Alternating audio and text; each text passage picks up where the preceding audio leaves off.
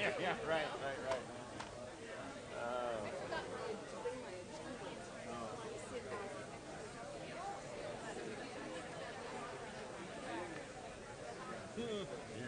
Let You're it go, huh? justifying the part of the package. A little bit. I want the whole pack.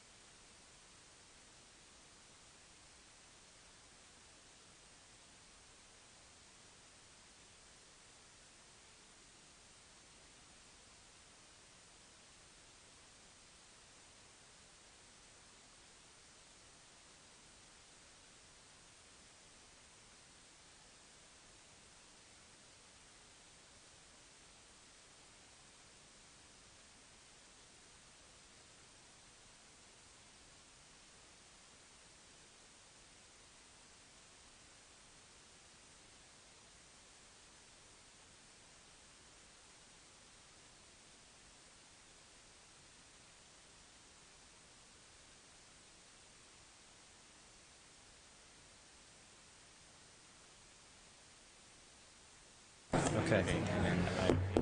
Good morning. Good morning. I think our system's working. Can everybody hear me? Great. Welcome to this very important hearing. By way of housekeeping, the sergeant has asked me to remind folks that if there's no room down here on the main level, we have overflow seating up above. So I wanted you to be aware of that. We are going to jump right in to the panels here very quickly. I have a few opening comments as co-chair of this joint hearing. My colleague, Senator Fran Pavley, will do the same. Then we will invite our vice chairs of our respective committees to make some opening comments. And then we'll dive right into the first of several very important panels. And this hearing this morning, I believe, has two basic goals. The first is to introduce to the stakeholder community the initial preprint bills that the legislature has developed to address the Delta crisis. And second, to hear the perspectives of a very broad set of experts and stakeholders, perspectives that I believe will help inform the process of revising and voting on these bills in the weeks ahead. I don't think I need to tell many of you in this room that we arrive at this hearing at a very auspicious moment for California water. We've got a dying Delta ecosystem, crashing fisheries, the third consecutive year of drought for most of the state, the second and very unprecedented second consecutive closure of the salmon fishery in California, and the Delta is at the center of a very real and severe water crisis. The Delta is also in very bad shape. Many of us were pleased last week when a top Obama administration official recognized the Delta as a resource of national and international importance, comparing it to the Everglades, the Great Lakes, and Chesapeake Bay. But this is also the year that the Delta earned a very dubious recognition. It was ranked the top most endangered river by the conservation group American Rivers. And scientists largely agree that there are three primary contributing factors to the demise of the Delta: excessive water diversions, polluted runoff, and invasive species. But I would argue that there's a fourth culprit in the demise of the Delta, and that is the lack of accountable, transparent, and effective water governance. Governing agencies in the Delta, and there's more than 200 of them with some role or another, have failed to resolve this crisis, in part because no one is really in charge. And rather than avoiding or leading us out of the crisis, some of them have actually made matters worse. They've fought over the Delta in interagency bureaucratic battles in court and in the legislature.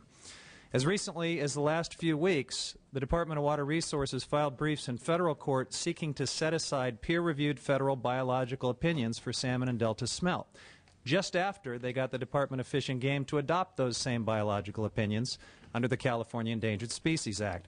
California can't afford to continue this disarray on the most important water and ecosystem issue facing our state. So today's hearing is part of a legislative attempt to forge a way forward and out of this crisis.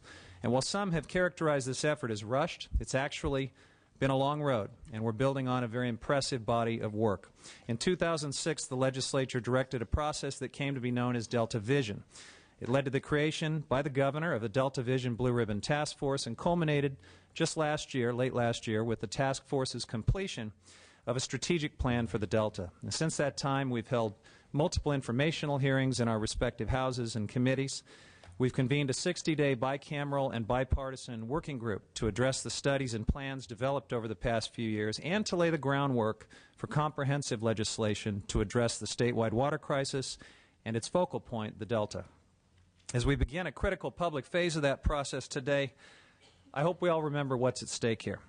Probably our most important decision is whether to continue with the status quo or to launch a new governance and planning structure for the Delta. A lot of people seem to be under the impression that the decision before us today is whether or not to build a peripheral canal. That is not correct. The legislation before us today takes no side on the myriad possibilities for improving Delta conveyance, whether fixes to the through Delta system or new points of diversion or new modes of conveyance. On the other hand, DWR and state and federal water contractors are already pursuing a permit process that could, and I emphasize could, result in permits for the development of a new conveyance option outside the Delta. The administration has argued it doesn't need approval from the legislature or the voters to implement that project. Now, not everyone agrees with them, but I think we can all agree that if we don't pass legislation this year, that process will continue.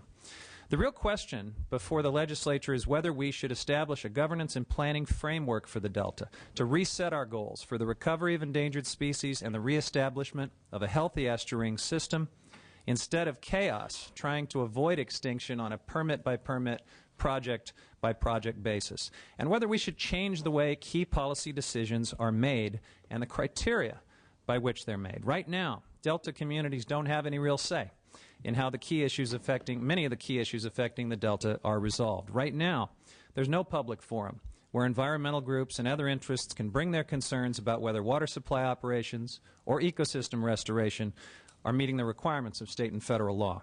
Right now, there's no entity charged with balancing the conflicting goals in the Delta and the needs of Delta communities. So what we have to decide in the next month, starting today, is whether to continue with this current situation and cross our fingers and hope that the Delta will somehow pull out of this death spiral, or whether to chart a bold new direction. And now it's time to hear from you. This morning's conversation is about perspectives on the Delta crisis, not vague general perspectives, but panels that have been carefully put together to provide thoughtful input on the crisis and the bill package that we've put together in preprint form. My hope is that the witnesses will answer the following basic questions. First, is the status quo acceptable? I don't think anybody can seriously make that argument, but if somebody believes that, we need to hear from them today. Second, how important is it that we have a Delta solution this year? Third, what do you see as the elements of that package of Delta and water solutions? And fourth, how do you think we can improve the draft package that the legislature has developed? This won't be the last chance for input. There will be at least one more informational hearing with these committees next week, and then there will be an open and deliberative conference committee process where we will examine the bills in great detail. So with that, I want to thank my colleague and co-chair, Senator Fran Pavley, and my many colleagues here today, and I look forward to this important hearing. Thank you, Assemblymember Huffman, for that comprehensive review on how we got here, and he's indeed right. We've spent actually since the beginning of the year and reviewing the Delta Vision Plan. For those of you who have not had the opportunity to get one of these or read them, it's really become sort of the template for a lot of our discussion today. We're looking at sort of the major issues. We have panels lined up. This won't be the first of the hearings. We'll have at least one next week, as Assemblymember Huffman alluded to. And I think the overall goal for most of us here today is to become very good listeners. We're starting to receive letters from many of you. I am reading them. I appreciate your comments. This is a big challenge for the state of California, but the status quo is not acceptable, and that's sort of the overview of our rationale for this hearing today. I think Assemblymember Huffman articulated very well some of the problems we're facing with the ecosystem crashing, less reliable water supply. Want to throw in the variables of climate change. Early melt of the Sierra snowpack creates an instability, sea level rise, salinity into the Delta. And I've had the opportunity the last few months to not only take an aerial view of the whole Delta, but accompanied Senator Woke on a boat trip through the Delta. I appreciate that. And I've had the opportunity to go several more times through the Delta. Wonderful place, cultural, historic, environmental treasure for the state of California.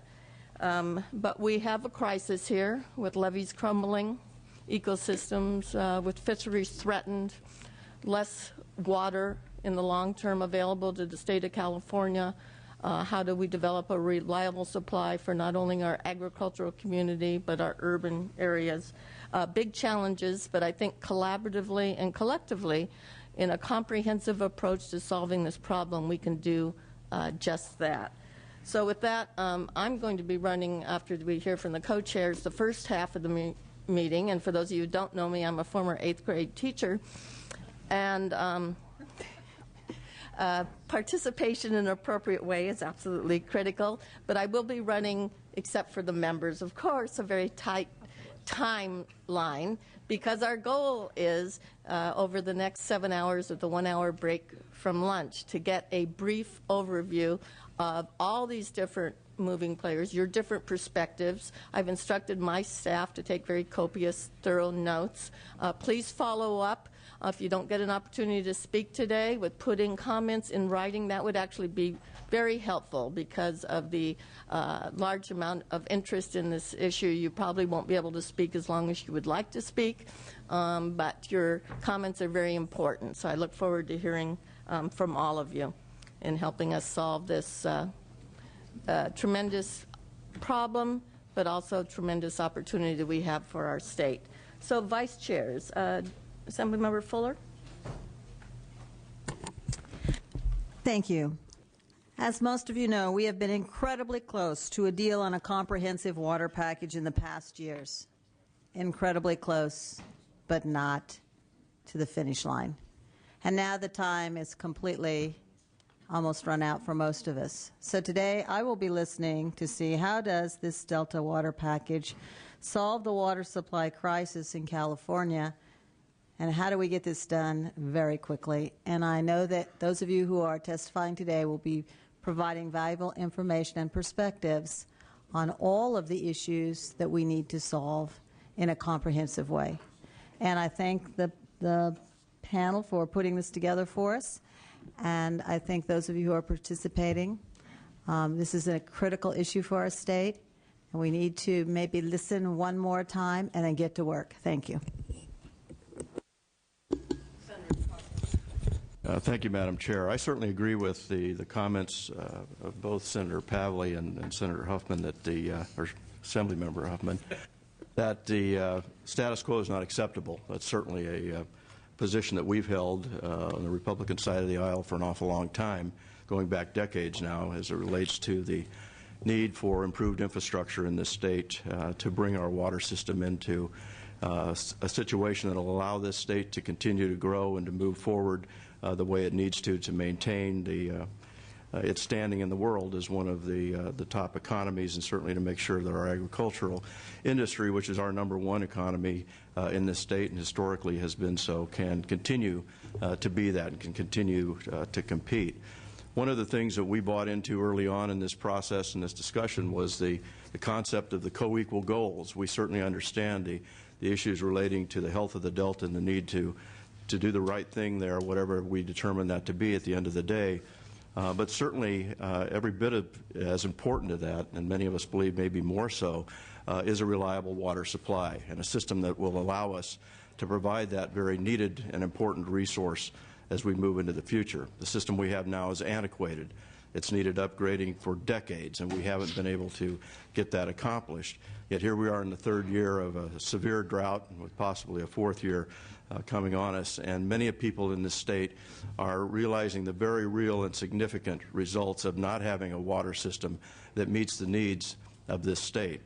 So it's been our goal, and will continue to be our goal, working with the governor and the legislature, to ultimately come up with truly a comprehensive approach that deals with our needed infrastructure improvements for this state, and also deals in an appropriate way with the health of the Delta. I believe those things can be accomplished together and in a way that is mutually beneficial, not only to the environment, but certainly, again, to the people of this state and the economy on which we all rely.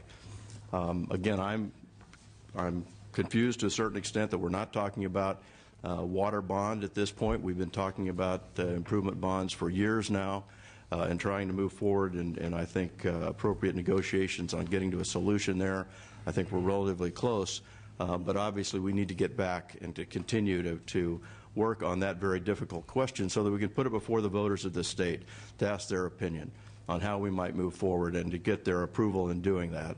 And as important as the health of the Delta is, and again, we certainly don't want to say that that isn't the case, again, the real crisis here is the lack of the resource and the ability to hopefully sustain droughts of the duration that we're in now and longer as we move into the future. And we'll not be able to do that without improving the system, and that means major improvements to the infrastructure.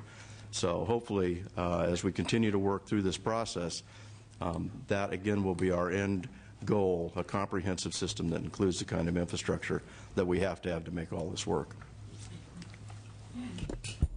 Thank you, Senator Cogdell. And if you would chair the second part of this panel, we're going to have relatively brief overviews of a legislative package that'll be more thoroughly discussed in hearings next week. But let us start with Senator Simitian.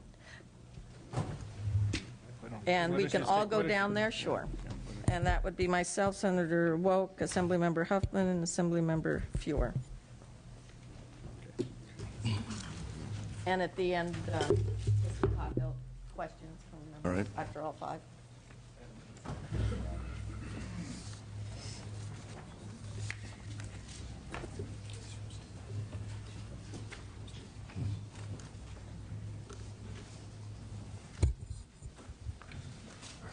Okay.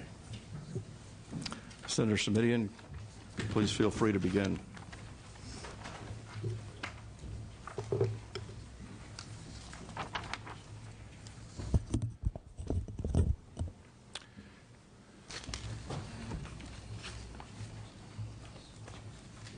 Thank you, Mr. Chairman and members. Thank you, Mr. Chairman, and thank you, Madam Chairman and members. It was roughly 3.5 years ago that I first stepped into the fray against all the advice of my friends, family, and advisors, because they told me that this was a fruitless effort. They told me that California would never sort through its water problems. They told me that people had been spitting at each other for 25 years and didn't have an awful lot of product to show for it. But I stepped into the fray and joined others who stepped into the fray because I thought there was a win-win-win. When I looked at the situation 3.5 years ago, I had the same concern that I'm sure many, if not all of you have, which is that the scientists tell us that there's a 2 out of 3 chance that the whole system's going to collapse sometime in the next 50 years, and that 24 million Californians will be left without water, and that that's a $40 billion economic consequence. I stepped into the fray because the Delta, which is the most significant estuary on the western coast of the Americas, North or South America, was going to hell in a handbasket from an environmental standpoint. Benign neglect had not served the Delta particularly well over the previous quarter of a century. And I stepped into the fray because if you're a Northern Californian, you wake up every morning with the fear that somebody's going to take your water. It is born into our way of looking at these issues. So I asked myself, was there a way to achieve a win-win-win? And my view was that there was. That we need to find a way to move water reliably and cleanly from where it was to where it was needed. That if we did that, we could provide not only cleaner water, but a more reliable source of water to the 2/3 of the state, much of it in the north, by the way, that relies on the Delta. That being said, for the guarantees of clean and reliable water, it seemed to me folks ought to be asked to pay a little premium and to commit to conservation. That was the price, if you will, of that water reliability and water cleanliness. Premium that could be used to fund the Delta restoration, the ecosystem restoration, which had for too long been neglected, and to fund the conservation efforts which would be necessary to ensure that we really solve the problem rather than continue to deny that there were limits on how much water could be taken from the Delta. That would be a win for the environment. And then if we could provide some assurances in terms of limiting the take to Northern Californians that what we think of as our water wouldn't all go to some other part of the state, that was a win-win-win. We could provide reliable and clean water. We could fund Delta restoration and water conservation, and we could let folks in the north know that they could stop worrying on a daily basis about what would happen to their water. And I believed then, as I still do, that all of that can be done in the context of a plan a program, a process that is mindful of and respectful of and supportive of the Delta as place, the concern that so many folks from the Delta have raised. Now, we've already heard, and I suspect we'll hear more today, about the fact that the Delta and the California River systems are in crisis, and that for too long we've abused them, and that for too long we've been in denial about facing the consequences of our choices. It's my view that the day of reckoning is here, and that the time to be taking up sides or to be for or against this or for or against that, for or against a conveyance, is long past. I think that if we simply reject the package that is before us, the 5 bills, and I think they do need to be looked at as a 5-bill package, that is implicitly a vote for the status quo. And as you've heard, the status quo really ought to be unacceptable to every one of us who's an elected official and who serves in this body. Because the status quo means the continued extinction of native species. The status quo means the eventual levee collapse and the disruption of water supplies to 2/3 of the state that I referenced. The status quo means the destruction of much of California's agricultural sector and the $40 billion cost that I described earlier. The status quo means that the state's economy falls when those levees fall. For those who argue that a conveyance yet to be proposed, yet to be described, but a conveyance nonetheless is the end of the world as we know it, I would ask you to follow the science.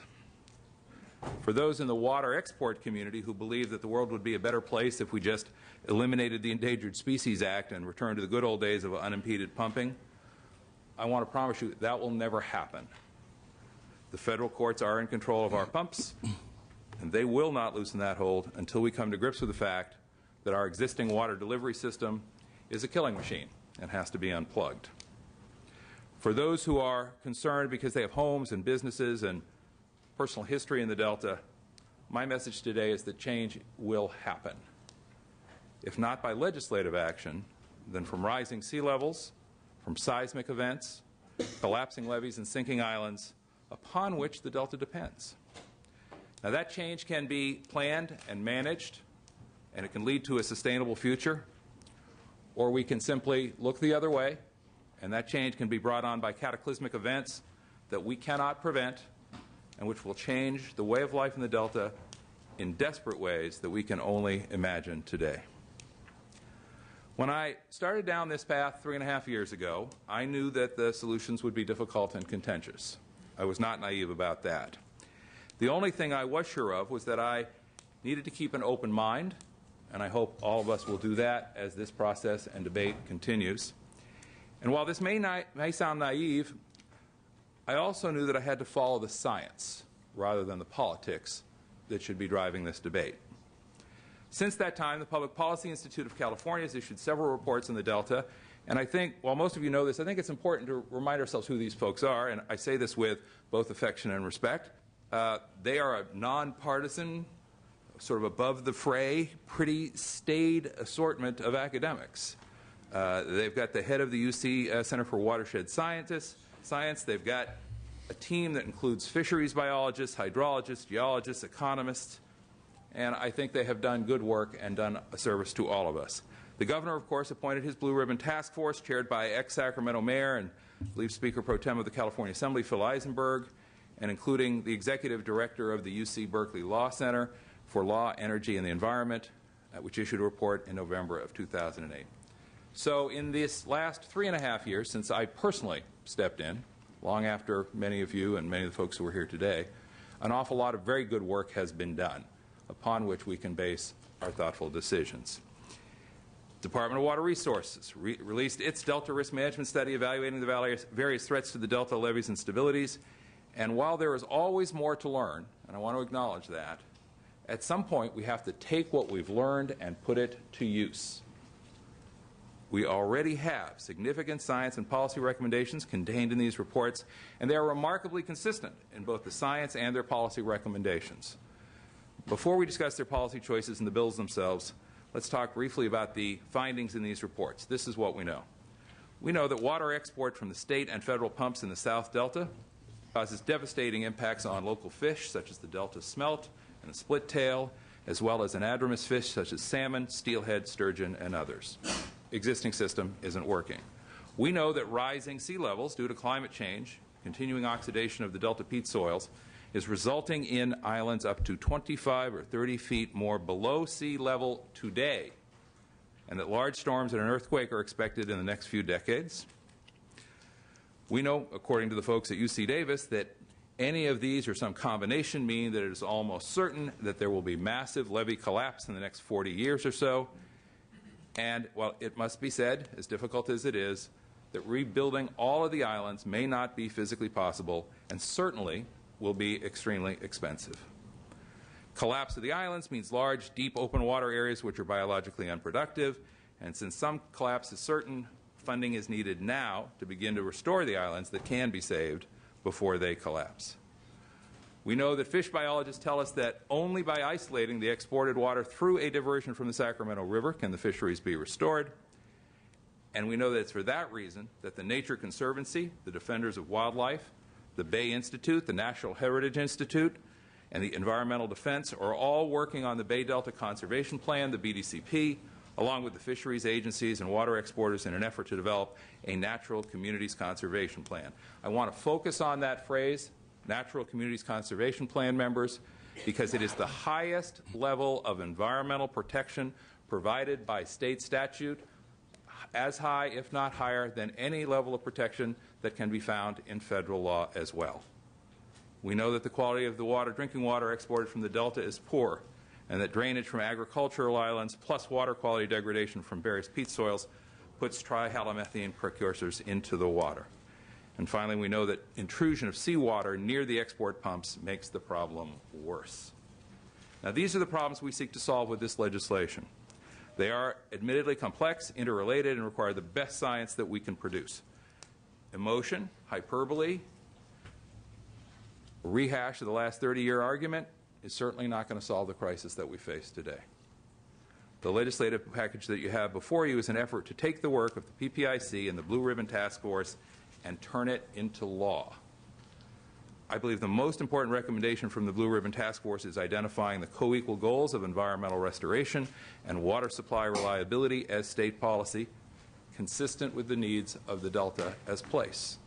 But we need to be clear about those co-equal goals. The bills before you seek to adopt that policy.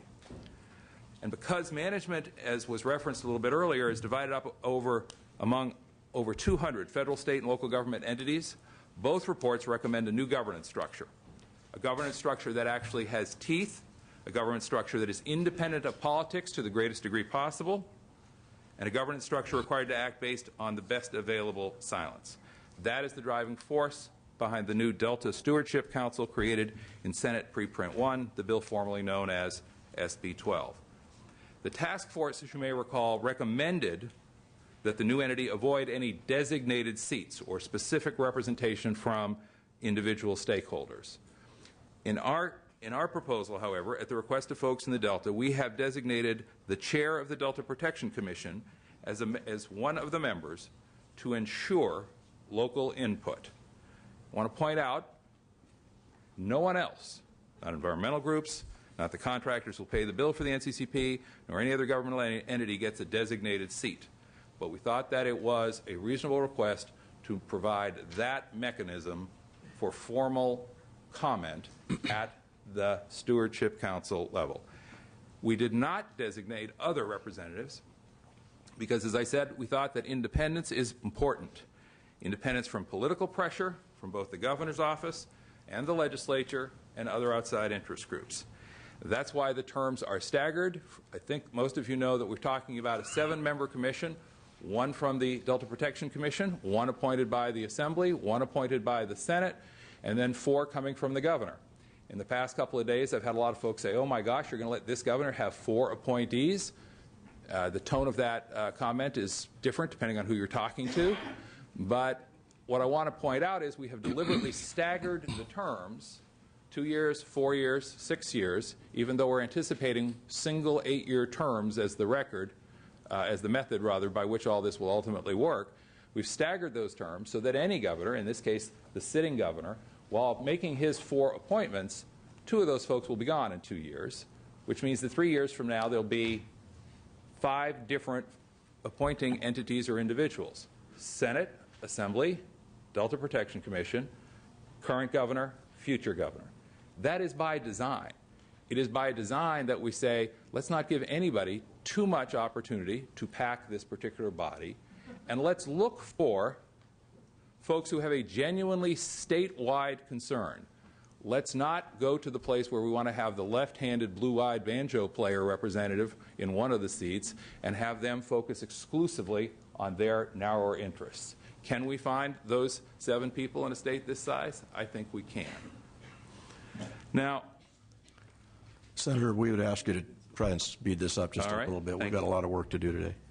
I'm going to just skip through then the details, Mr. Chairman, of the plan itself. They're all there in the bill, and they're very well described in the digest of the bill. But I want to close with a personal comment to each and every one of my colleagues. And I'm not going to call each of you by name, but it's something I've given a lot of thought to in preparation for the hearing today. And this is what I'd like to say. The published polls that I read tell me that Californians have given the California State Legislature, that would be us, an approval rating of somewhere between 9 and 11%. I work with you all. You work with me. For what it's worth, I think you're worth more than a 9 to 11% approval rating. So I ask myself, why is it that the public has given the California State Legislature a 9 to 11% approval rating, and what could we do about it? And I'm sure each one of us has our own answer. Here's my answer. I think they've given us a 9 to 11% approval rating because when they look to Sacramento and when they look to the California State Legislature, they are not convinced that we can actually solve the problems that affect their daily lives.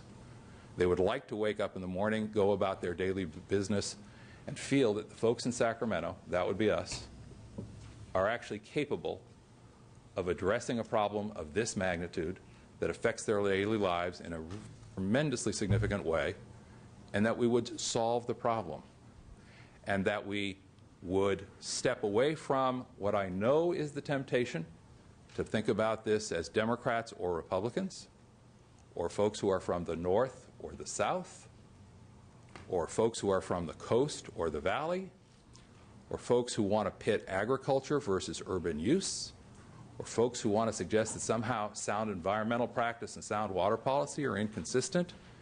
They would like us to put all of that aside and show them at the end of this year that for once we didn't wait for a problem to happen, we saw it coming, and we took the steps that were necessary for the state.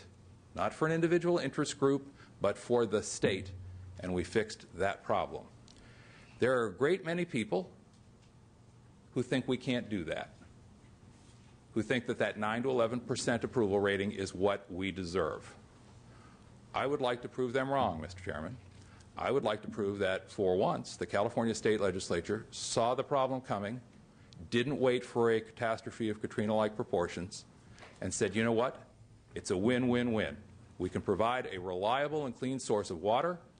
Taking the funds that are paid for that reliable and clean source of water, we can clean up the Delta, we can engage in water conservation, and we can provide the protections to Northern Californians that they need and deserve about how much of their water is going to go to other parts of the state. And when we do that, we will not only have done the right thing, in my view, but for once, we will have shown 38 million Californians that we have the right stuff. I would respectfully ask for an aye vote when that time comes, members of the Senate and members of the Assembly. Right. Thank you, Senator. Just to reiterate again, I believe the chair has laid out our program for this morning on how we want to deal with our time and manage that. But if they didn't, or if I missed it, I want to just reiterate that we're going to try to hold the presentations of the bills to 5 minutes, and then try to deal with the general questions of the committee members over the next 20-minute period before we go on to the next bill, and try to just get the general concepts of the bill out there and some general questions asked. We're going to have plenty of time over the next 3 committee meetings to get into the nuts and bolts of each of the bills, but I would request as we move forward this morning that we try to keep the comments concise. You gave a great overview of the problem, and we appreciate the presentation, but again, let's try to condense it and leave at least 20 minutes for questions with the members on each bill. Okay. Senator Pavley? I expect you to hold me to my 5 minutes. All right. No. Go. Let me just start out by saying a very good overview was done by our staff, particularly Alf, regarding the legislative package before you. It's also a must read. It goes through. I'm going to just briefly make about 1 minute of comments and then get right into the bill. Senator Simitian would ask to speak a little bit longer. I should clarify that because he had the governance part of it. And Mr. Huffman with the plan are probably, and Senator Wilk also have perhaps broader in concept. The package of bills or concepts in front of you today are a comprehensive package, looking not just at governance, which is desperately needed with all these different stakeholders. Everyone's involved and no one's in charge. It's looking at a Delta plan, a establishment of a conservancy, a remodified Delta Protection Commission. A big unknown factor is financing, who pays.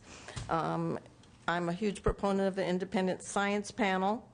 I'm also a strong advocate of regional sustainability. I think that's critically important as we look at this. How can we export less water from the Delta, particularly for urban areas, and particularly Southern California area? What kinds of programs can we do a better job at to reduce our dependence on exporting water from the Delta? That has to be part of the discussion. And to that effect, two areas that need to be part of a comprehensive package includes conservation and water management. Critically important in both areas for agricultural and urban water users, and frankly, everyone within the state. Water is, as we know, a limited resource. We're going to have less water and not more. So the preprint bill number 2 relates to water management, and that's what I will briefly go through. The Blue Ribbon Task Force strategic plan stated the information about current diversions and use in the current water system is inadequate to the task of managing the co-equal goals. If you're a supporter of the co-equal goals, the water reliability and Delta restoration, water management has to be part of that. The Delta Vision Report, as well as the Blue Ribbon Task Force, state that very, very clearly. It also states more comprehensive data from throughout the Delta watershed would provide a better foundation for changes in water diversion timing. California must also develop and use comprehensive information on the local, regional, and statewide availability, quality, use, and management of groundwater and surface water resources to help improve opportunities for regional self-sufficiency. Absolutely critical in the long term that we look at that. Not all relying on the Delta for everything, but regional sustainability. The Blue Ribbon Task Force Number 1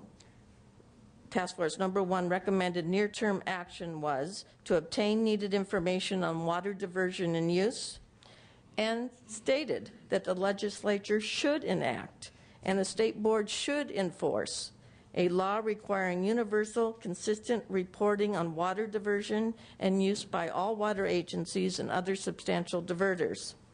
It also goes on to recommend that the legislature should repeal all current exemptions to reporting, plus include reports on groundwater and pre-1914 and riparian users. You know, California is the only state that doesn't require groundwater reporting and monitoring. The Delta Vision Committee Implementation Plan, also known as the Christman Report, went even further on this point. It called for the enactment of legislation to enhance and expand the State Water Resources Control Board's water rights administrative accountability. The Blue Ribbon Commission said it is impossible to create an effective water policy for the state or plan for drought if so large amounts of water use in the state goes unreported. This is part of what Senate preprint number 2 does. It requires universal, consistent reporting on water diversion and use by all water agencies and other substantial diverters. It provides the state board authority to collect and disseminate accurate information on all surface water diversions in the state. It repeals all statutory exemptions from water diversion and use reporting, extends enforcement authority, and implements a streamlined process to implement requiring complete, timely, and accurate information. It provides the state board authority to require interim remedies. Court processes take a long time, and lots of times people are very hurt in the process by the delay. But this only happens on interim remedies after opportunity for a hearing, and this is to prevent irreparable harm to the environment and other water rights holders while the underlying proceedings continue. Preprint Bill number 2 provides the state board authority to initiate stream adjudications and collect adjudication costs from the parties diverting water. This process, and I want to repeat this, will respect area of origin rights. That's been brought up in several letters. I want to assure people on that. And it does all this while respecting the existing water rights priority system established over 150 years of time and all area of origin protections. I believe the water management package, including conservation, is absolutely critical in a comprehensive approach to solving not only the Delta, but California's over-reliance on exporting of water. I look forward to your questions and comments, and hopefully I'm within your 5 minutes, Thank you. Senator Pretty Coghill. close. Well done. Senator Wolk? I will be taking more than 5 minutes, David. You will? I will. Just warning in advance. Or are you going to take it? Right here, with the chair's indulgence. Good morning, everyone. It's a pleasure to be here. Delta stewardship is absolutely critical to the well-being of the Delta and the state of California. I represent 4 of the 5 of the Delta counties. I've spent much of my career fighting for a healthier Delta and for good water policy. 20 years ago, when I was a child, Come on, Lois. You can't do that. 20 years ago, then Resources Secretary Doug Wheeler and I jointly co-authored an op-ed in which we called for new governance for the Delta. I was a founding member of the organization called the Yolo Basin Foundation that put together the largest restoration project west of the Everglades, 16,000 acres, the Yolo Basin Wildlife Area, that was dedicated by President Clinton because of its significance nationally. I've authored well over 14 bills that have to do with the Delta and with water issues, including the expansion of the Delta Levee Subvention Program and landmark flood protection for the Central Valley. I use the term stewardship, not governance, because I do believe words matter. We need an organization, a steward, who will put the Delta first. There are parts of this package that I do think will advance Delta stewardship, but unfortunately the package currently lacks several critical components, but most importantly, the full participation and buy-in of the Delta community. This will be a fatal flaw if not corrected, but I do believe that it is fixable. As we talk about the crisis in the Delta and the scale of change that will be required to address it, I ask you to keep in mind a simple fact, that the Delta is not a blank slate. It is 5 counties, 27 cities, 2 ports, 500,000 people. It has legacy towns that are older than many of the towns that you represent and I represent. It has a multi-billion-dollar economy as well, thriving agriculture, commercial fisheries, recreational boating and fishing, and hundreds, as you've heard, of species. And all of that is dependent upon a healthy water supply. Much of the Delta is privately owned. So as a state, we will not practically be able to successfully implement large-scale Delta plan without the communities as partners.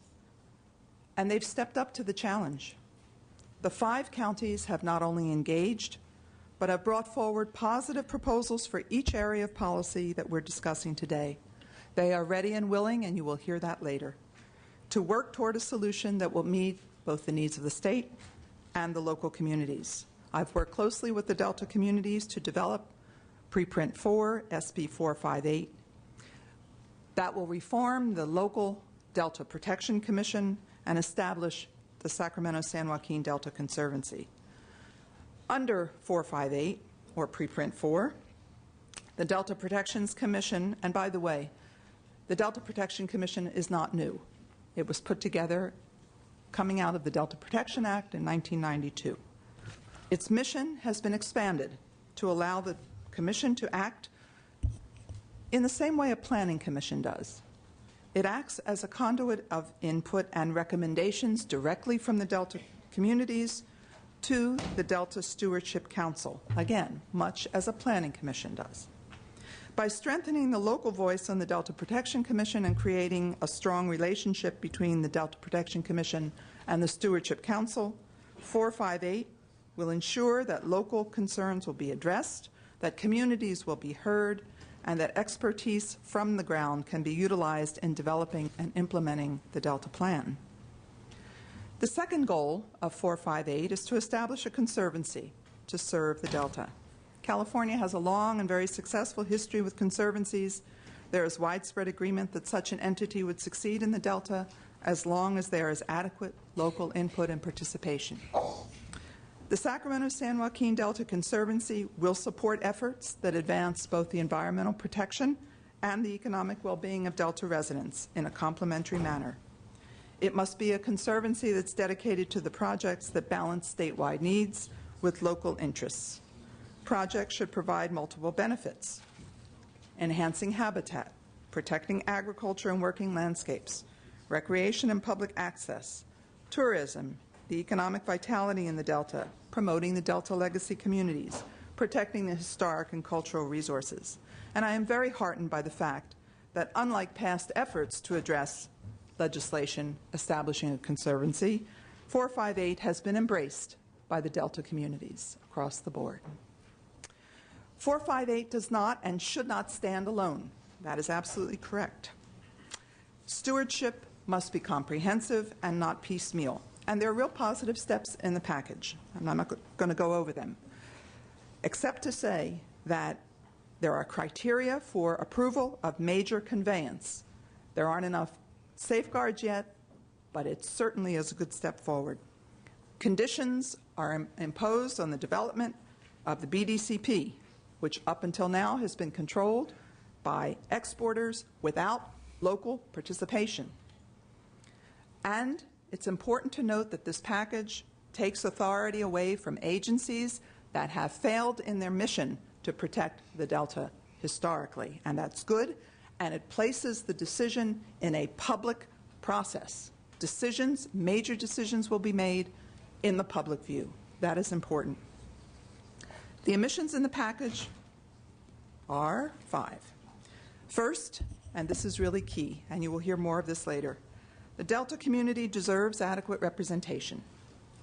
It must be and must have meaningful representation in all agencies that are involved here: the Council, the Conservancy, and the Protection Commission. 1 seat will not be enough. I ask you to think about, and we'll talk about this later, other commissions throughout this state and throughout this nation that deal with incredible things like the Delta of major significance. The Coastal Commission is divided equally between local and state representation. Equally local and state representation. The Tahoe Regional Planning Agency, 6 local, 7 state and federal. The Salton Sea Authority, 6 local, 8 state representatives. And there are many other examples I'll share with you later. Second issue that has, or area that has to be strengthened is the basic issue of funding. This cannot move forward unless there is adequate funding. It's expensive.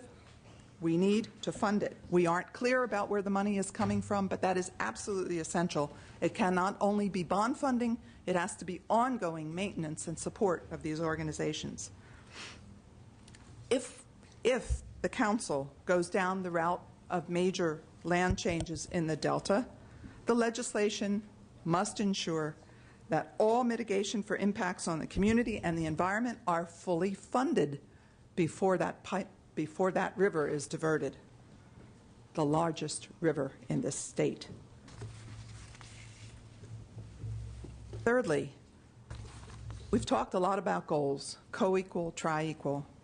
The fact is that what the Delta communities need, and this will not be successful without it, is that the Delta has to be part, parcel of the very fabric of the goals. It cannot be an afterthought.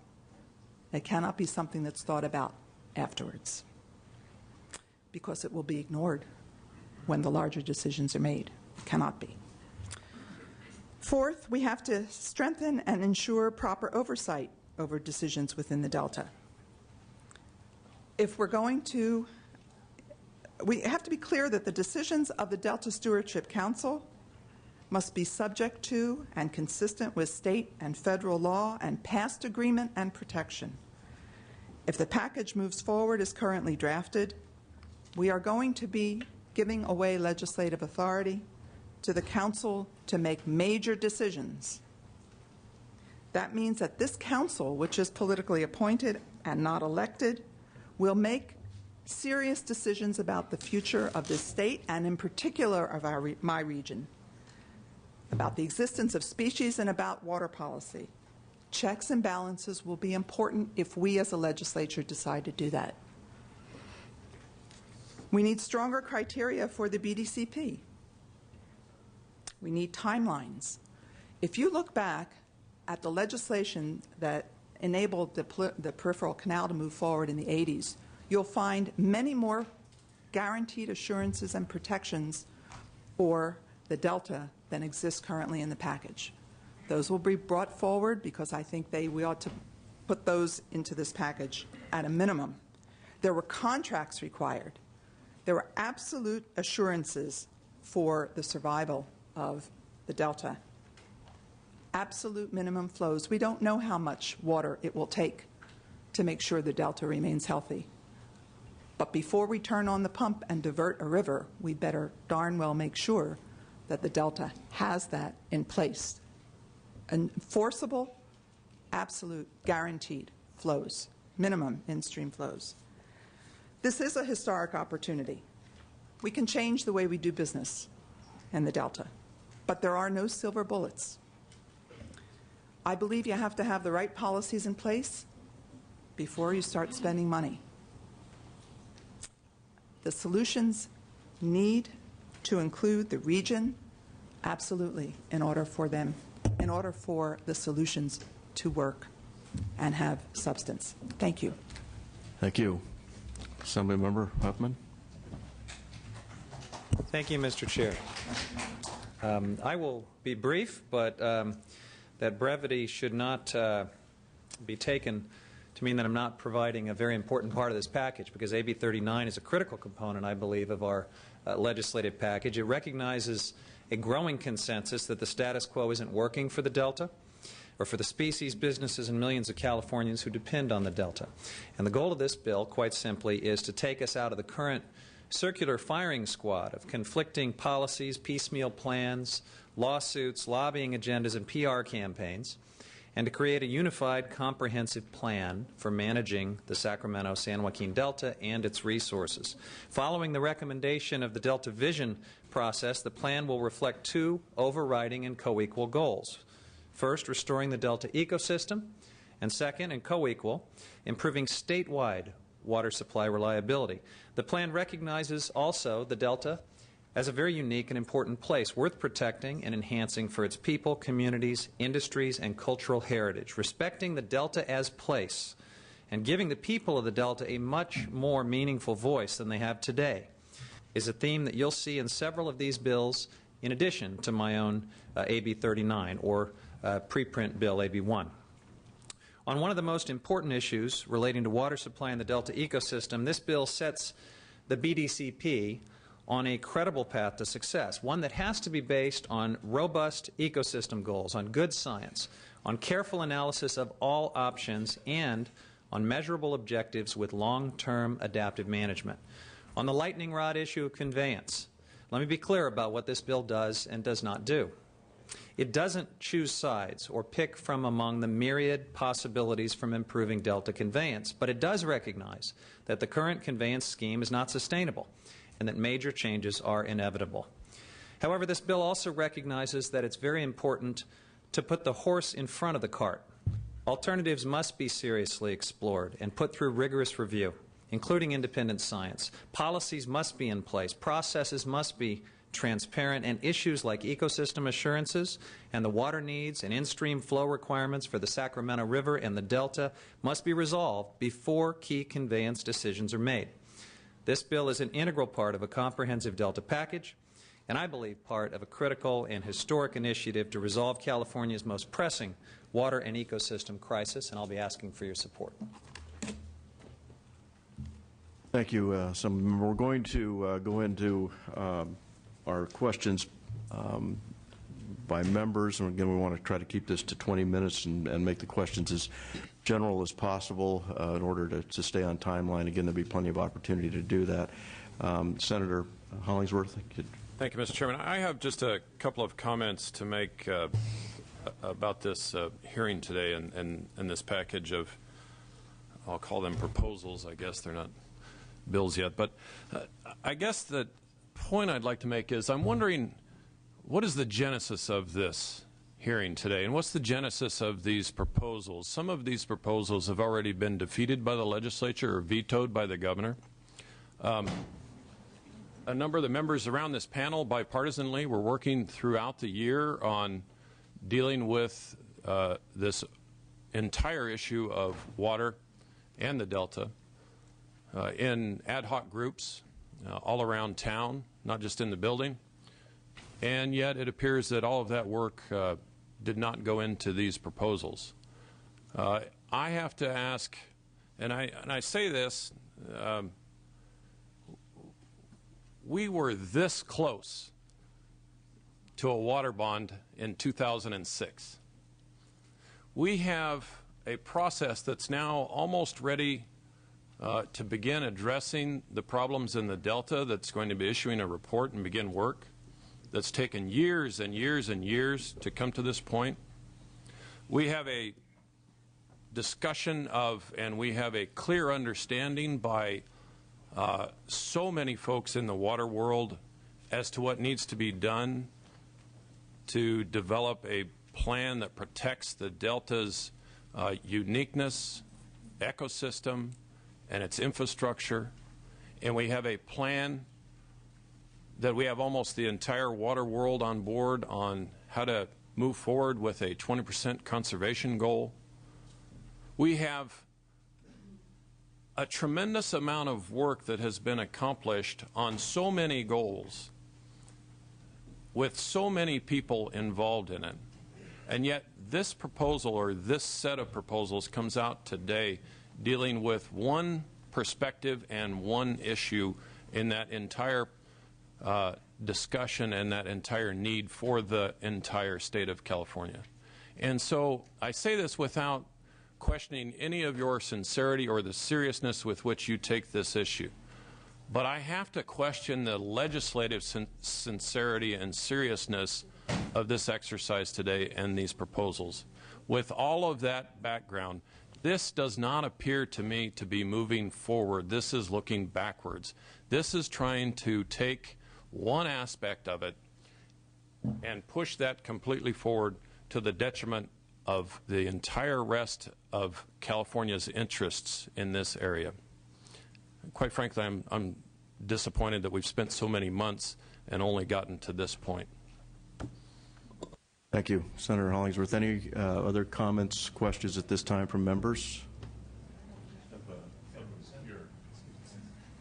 Oh, I'm sorry. You ready to present your bill? Good morning, Senator. Mr. Chair, I would appreciate that opportunity. Thank you very much. So I'm here to discuss AB 49. As members of the committees know, AB 49 is the effort to fulfill the governor's call for a 20% reduction in per capita urban water use by 2020. I'm going to be happy to go into greater detail if there are questions about aspects of the bill, but what I'd like to do is review the key elements of it. And at the outset point out, of course, that the bill is a joint product of Mr. Huffman and myself. We know that water efficiency is something that we have to do in California. And we know something else, that the most efficient use of our water is the opportunity that provides us the biggest potential pool of the source of water in our state. This is a great opportunity, and it's an opportunity we can begin to capture right away. And I would urge us, as part of this package, to think of the efficiency and conservation elements of the program as integral to our future, no matter what your ideological stance is on the broader questions. This is going to be a key. Let me just refresh memories on the key aspects of AB 49. It establishes a statewide target of reducing per capita urban water use by 2020 by 20%. It requires urban retail water suppliers to meet urban water use targets by that date, with interim targets by 2015. Compliance is a precondition to being eligible for state loans and grants. The bill provides lots of flexibility to those water agencies. They have three options by which to meet their goals. They can comply individually, or they can comply in collaboration with other regional participants. There's lots of credit given for recycled water in this bill, both when determining one's baseline and moving forward. Your recycled water and even count toward your use quotient. The bill requires agricultural water suppliers to adopt a different approach.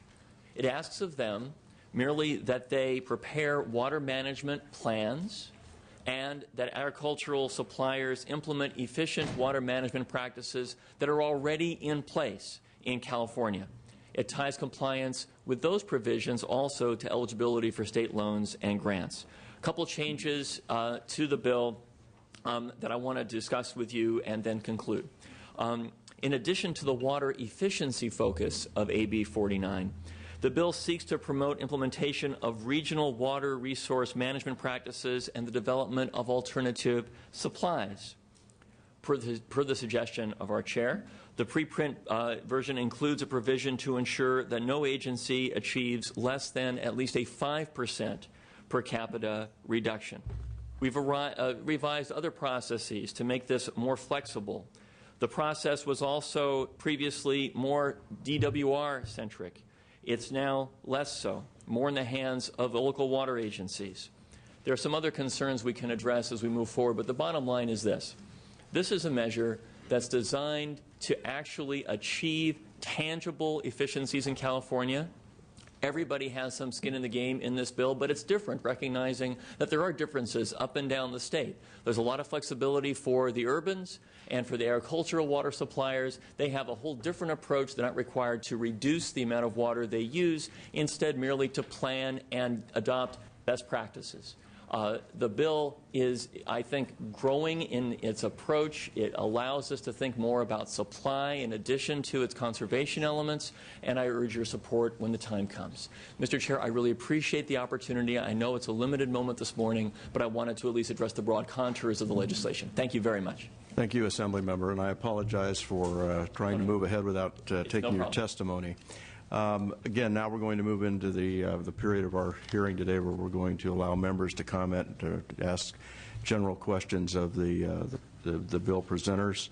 I want to take about 20 minutes to do this. Before we do it, I just want to quickly acknowledge the presence with us today. They're not all in this room, but they're in the Capitol today. About 250 farmers and farm workers from the Central Valley of our state who obviously are on the front line on this issue relating to this water crisis and its immediate and ongoing impact on them. And I just wanted to thank them for coming to the Capitol today to make us all aware of their plight and hopefully to be successful in their efforts to convince people that we really are in a water crisis, all things concerning the Delta taken into consideration, but we are in a definite water supply crisis right now that are having real impacts on people's lives.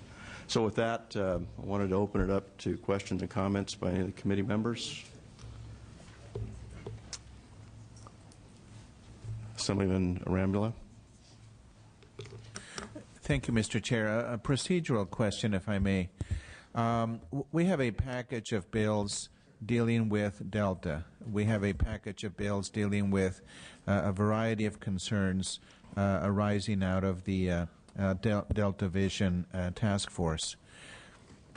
Where in this process will we be hearing a package dealing with the water bond? Because it seems to me that the two are inextricably tied together. And I, for one, as a member of the Assembly Water Committee, could not see moving ahead with a package before us without better understanding where we are and what implications there would be for moving ahead simultaneously with a water bond package. Thank you very much. I have the same question. Maybe Assemblyman Huffman can answer it. Well, just from the perspective as Chair of Water Parks and Wildlife, we have 5 different bills reflecting water bond proposals that have been held in the policy committees of each House. We did not put those bills into the conference committee, so the decision at leadership level, at least, was made to focus on these policy issues, although I think everybody has been clear from the beginning that there is an investment need that needs to be coupled eventually with these policy decisions. So I would not take the absence of those water bills from this conference process, from the bond bills from the conference process, as a sign that we're not interested in the investment piece. But I think we're here today to talk about the policy piece, and I think those issues can move forward on a complementary schedule. Senator Cogdill, I think Assemblymember Huffman answered that appropriately. It's certainly, Assemblymember Arambula, not off the table. Obviously, if there's a Delta Council and a financing authority, a revenue bond is part of it. A GEO bond requires a longer discussion. There are several good bonds. I've looked at them that are out there. It will probably be a joint effort with leadership. I've asked Secretary Christman to come before us next week and talk about the administration's view regarding a bond and other things on this comprehensive package, so it's certainly part of the discussion. Thank you, and thank you, Assembly Member, for your question. And again, I would just reiterate how important the infrastructure piece is to all of us, certainly to the Governor. I think you've seen the letter that he has sent today concerning infrastructure and the need, again, to have a comprehensive solution, not only to deal with the policies, the Delta, but certainly to infrastructure, and he's not willing to move forward if we're not going to do that in a comprehensive way. Assemblywoman Caballero. And maybe this is an appropriate time for me to jump in, because for a period of time now, the Assembly has had a Democratic Caucus working group that developed a set of principles, took the Governor and Senator Feinstein's last proposal and did some work with it, and we're in the process of working in a very small committee with our Republican counterparts to see if we can actually come to a conclusion and put something in print that would be supported both by the Republicans and the Democrats on the Assembly side, and hopefully it would take into consideration some of the issues that you've raised here. We'll continue to work on that, and it's my hope that we're going to get to see it as part of our water discussions here. But it really, there's some work that needs to be done, and we are working very diligently on that. Great. Thank you. Other comments or questions from the members? Assemblymember Berryhill. Yeah, thank you. With all due respect, you know, I sat in on these water meetings. There is nobody in this room today that doesn't want a clean Delta. There's nobody here that doesn't want to save the endangered species. I think we're all on the same page there. But folks, we can't do this thing piecemeal. We just can't do it. You can't have you can't guarantee that Delta without without water storage. It has to be an integral part, and we can do this and then trust us, we'll do it later. We've heard that for years here. We can't do it. We talk about conservation boards and oversight committees. Well, that's all well and good, but the one thing that we're not going to stand for is another coastal commission that isn't accountable to anybody. We can move this thing forward. Everybody talks about drought right now, but we're in an El Nino supposedly. So all of a sudden now we get 4 or 5 years of wet weather. If we don't have water storage, conservation is a part of this whole program. We get that. We're on board. Heck, in agriculture, we've done that for years. But as we move forward in this process, water has to be first and foremost, because either in drought or in wet years, we've got to have that. And I know that there's a portion of us, all of us want opportunities for our kids. If we're not careful here in this process, we're going to end up taking opportunity and quality of life away from future generations. And that's why we're sitting here today, and we believe that a true whole process here is to have water as an integral part in the whole conversation. Thank you. Senator Huff. Thank you, Mr. Chair. I think this is primarily for Mr. Huffman, but the rest of you can chime in also. Mr. Huffman, you've commented about how this has to be cost effective, and that's one of those subjective terms that is depends on who's beholding what's cost effective. So my question is, in the past, not this morning, what is the cost of this? Southern California, first of all, because we do have a little bit of north-south thing going as part of the dynamic of the state, have always been willing to pay our fair share, whether it's alternative conveyance, we'll pay for that, we'll cover that. And now we have a significant restoration that's included in the Delta plan. And so do we know what the cost is? And if so, what does that mean to the ratepayers or to the taxpayers? Thank you for that question, Senator. The cost of infrastructure, which was, I think, what you were alluding to, is going to have to be borne by the water contractors that buy water through that project. I think that's well understood. We then begin to get into a bit of a gray area when you talk about the mitigations, when you talk about the long-term recovery of species and some of the habitat goals that we're going to need to establish. There are public benefits, and appropriately should be some public sharing in costs as you get out into that continuum. But we haven't answered all those questions because we haven't developed the plan. My bill calls for the development of that plan. Some of the other bills in this package include requirements for a long-term financing plan, and we will flesh out equitable funding formulas that are going to include some public funding as well as the contractor-based payment for the infrastructure. But there's no, just a moment, to follow-up question, but you have no concept how much we're talking about. Talking $1 billion, $2 billion, $10 billion, $20 billion? I think you're going to hear from some witnesses that were part of the Delta Vision process that spent a couple years trying to get their arms around that. So I think I would defer to Mr. Eisenberg and others for more specific answers. But again, at this point, all of that is preliminary because we don't have the plan. We don't even have the specific infrastructure proposals identified. So we've got a ways to go. This is about getting started. Senator Simitian, did you? Thank you. On this point, Senator Huff, two points. First one's quick and easy. The second one's a little more challenging. I want to say again, I want to encourage us not to think of ourselves as folks from Northern or Southern California, but as Californians who have a problem to solve. And, I'm going to keep repeating that theme, and I know it sounds a little hokey, but I'm a Northern California environmentalist who has said I think we have to think about a conveyance. A Northern California environmentalist. I don't think this is, or ought to be, a regional or parochial or provincial issue for any part of the state. Each of us represents a district. Each of us has an obligation to represent the district, but each of us has a broader obligation, in my view, to 38 million Californians. And I just want to underscore that as we talk about these issues. That being said, the very good question that you raised about who pays, I want to encourage you to take a look at the tail end of Preprint 1, Senate Bill 12, where there is the beginnings. It is by no means complete, but the beginnings of an outline on the financing issue, because there are some key principles that are articulated there. One of them is beneficiary pays, which, as you know, is fancy legislative language for hey, if you're the one who's getting something, you're the one who ought to pay for it. Now, that's fair on its face, but then it gets tricky in the details. And the contractors that I've spoken with, for example, have said, look, we understand we have to pay for the thing that gets us what we want, conveyance or whatever. We understand that. But they have implored me to understand that they don't want to pay more than that. They don't want to be asked to pay for things that are unrelated to that.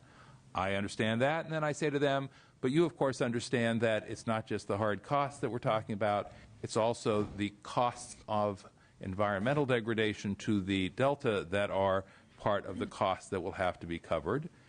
We're going to have to mitigate those, and those are going to be part of your costs as well. And generally, the response has been quite good, which is, all right, we're prepared to pay for those mitigation costs as long as that doesn't mean you want us to have an open checkbook for every well-intended project in the Delta. I think that's a fair discussion. The framework that is currently in the bill, and again, it is only a framework at this point, specifically distinguishes between and among private benefit, public benefit, and shared benefit. The notion being, not to oversimplify, if it's a private benefit, then private folks ought to pay for it. If it's a public benefit, then we've all got an obligation to pay for it. And if it's a shared benefit, let's figure out what the fair share is between the public sector and the private sector to move forward. So I think these questions about how do we pay for it, they're absolutely the bottom line right questions to be asking. We've got a beginning of a framework in place, and fleshing out those details will be very important in terms of making this not only palatable but fair. Thank you, Senator Smitty, and I do appreciate also you reframing it as not a north-south thing. I didn't mean to put that, but just, you know. Thank you. And it is one of the dynamics that we need to work with. Yeah, thank you. Senator, I wanted to speak to that issue, if I might. Following up on what my colleagues have said, one of the problems here is that the funding is one of the weakest parts of the package, and part of that stems from the inherent nature of what we're dealing with. You're talking about generational, long-term organizations, infrastructure, solutions. We cannot foresee all of the consequences, all of the mitigations that may be the result of the decisions that are made by this council. So that's why it's extremely important to set up a really strong stewardship or governance structure, because things will change over time. And I want to speak directly to the Republican concern about the bond or bonding in general. Whether it's a canal or whether it's dams, none of that will happen tomorrow.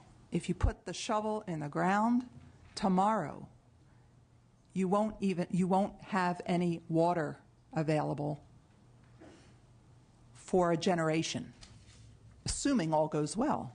We know that. The real issue is what happens between day one and that 20 to 25 year period. The Delta won't stand still. Your water supply is at risk. The crisis is here. So the question is, how do we fund, what do we do, and how do we fund the issue, the projects in the interim? Storage won't happen tomorrow, and neither would a canal, assuming that was the answer. An answer. Well, it certainly won't if we don't get started on it. And this is, again, something we should have been doing for decades now. And all we continue to do is talk and meet and submit bills and argue over them and get absolutely nowhere. And the problem isn't going away. It's not on hold. And you know today, as we speak, there are people in this state that are suffering because of our inefficient and inadequate water system, and something that should have been addressed, again, decades ago, and many people have tried to do that. We're just way past time here on this, and I agree with you. We're not going to add a drop of water for a decade or more, probably.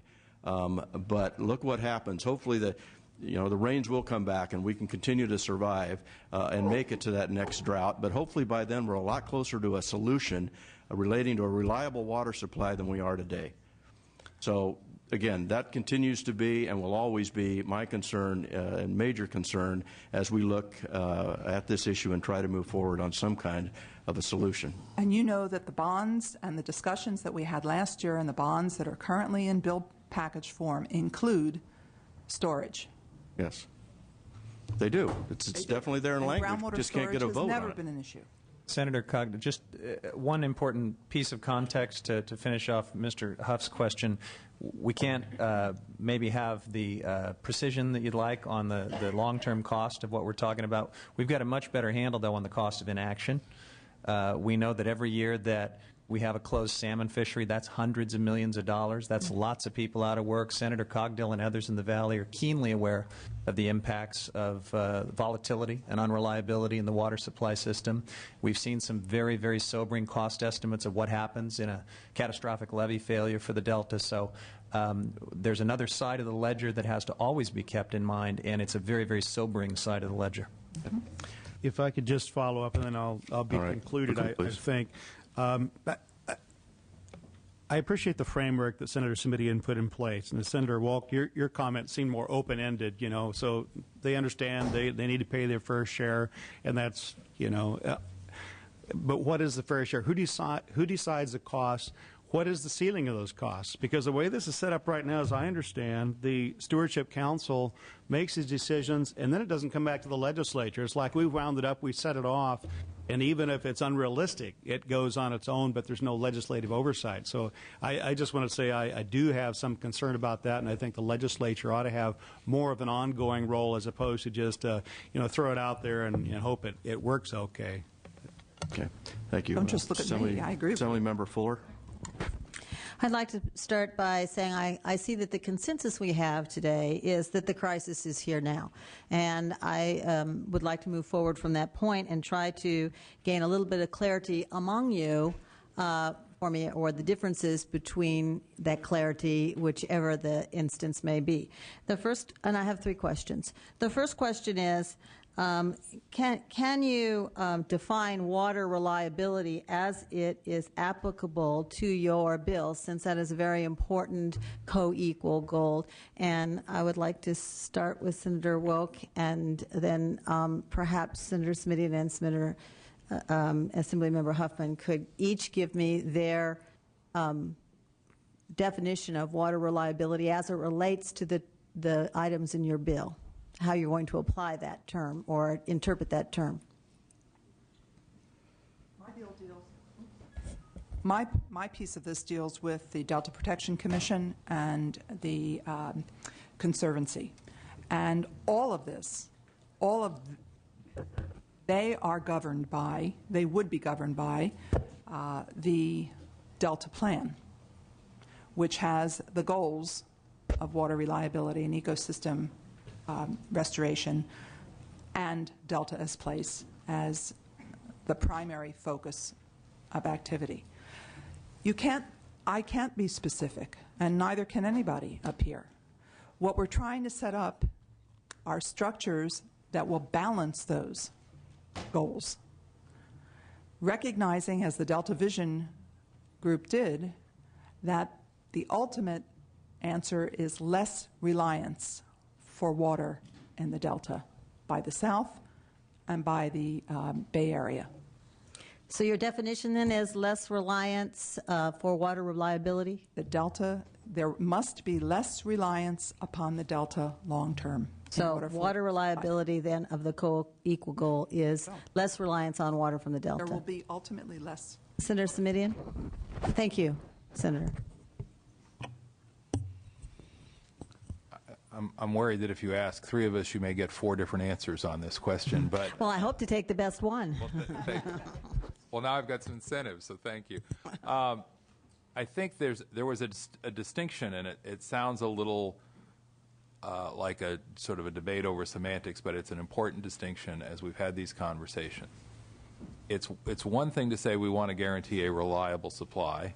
It's another thing to say we want to ensure a more reliable supply. And I think then you do get into this discussion about what does reliable mean in this case. And I don't think reliable, and to my recollection, and I haven't had a chance to look through all 5 of the bills this carefully, but I don't think any of us have defined reliable. But I think what I mean by that is that whatever your commitment is to water, that you can count on it being there. So, you know, whether it's an acre foot or a gazillion acre feet, that if that's what you've been promised, that's what you will get. And that you don't have to worry that the supply is unreliable because of drought restrictions on a year-by-year basis, because we've planned for the future, and that may include storage, underground perhaps. But it means that you can count on it being there. It means that you don't have to worry that the whole system will crash, leaving you without a reliable and clean supply of water for 6 months. It means that you've resolved the legal issues so that you don't have to worry that a federal judge will suddenly be essentially the water master for the state of California. That's what reliable means to me. It doesn't mean a particular amount, but it means that once we've come to terms with what that particular amount is, if that's yours, you can count on it.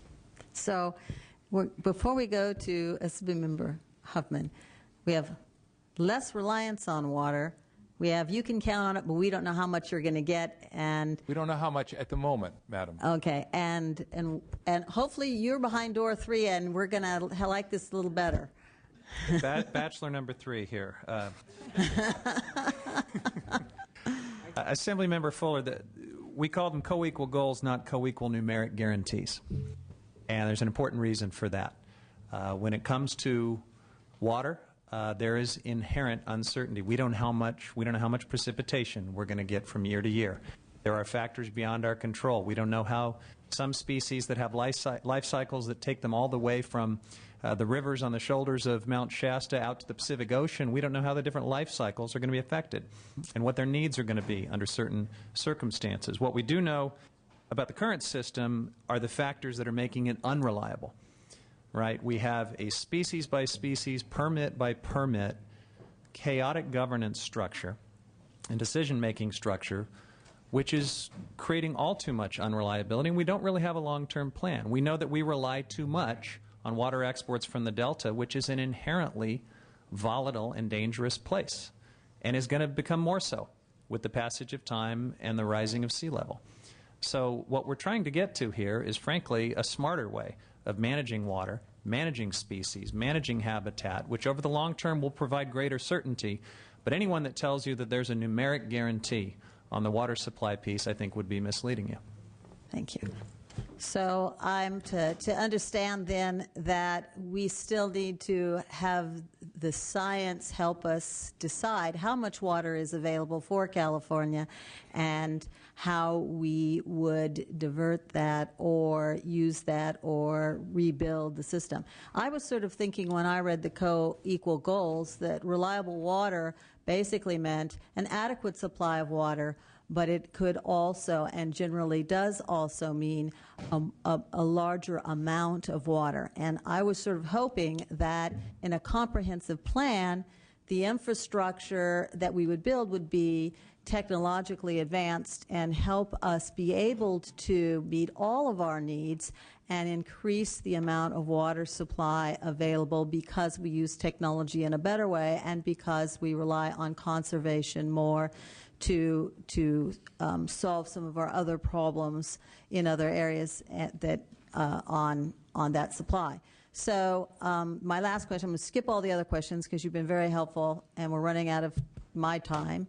But my last question then is, so what is the justification, any of you are willing to take a shot at this, what is the justification for selecting an unelected select group of people who are not controlled by the larger will of the people, but by a very select process who are going to be given authority to supersede the state's regulatory and management agencies to complete the EIR on the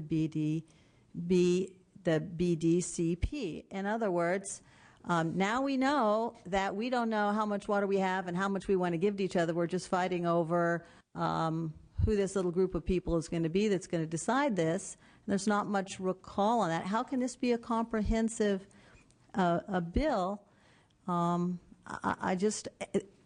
This process, how can this be a comprehensive process and this be a comprehensive package of bills when when we're basically not talking about funding, we're not talking about the second part of the co-equal gold on reliable water, and we're going to give this little group of people the authority to make all those big decisions for us at some other time that's going to take a long time.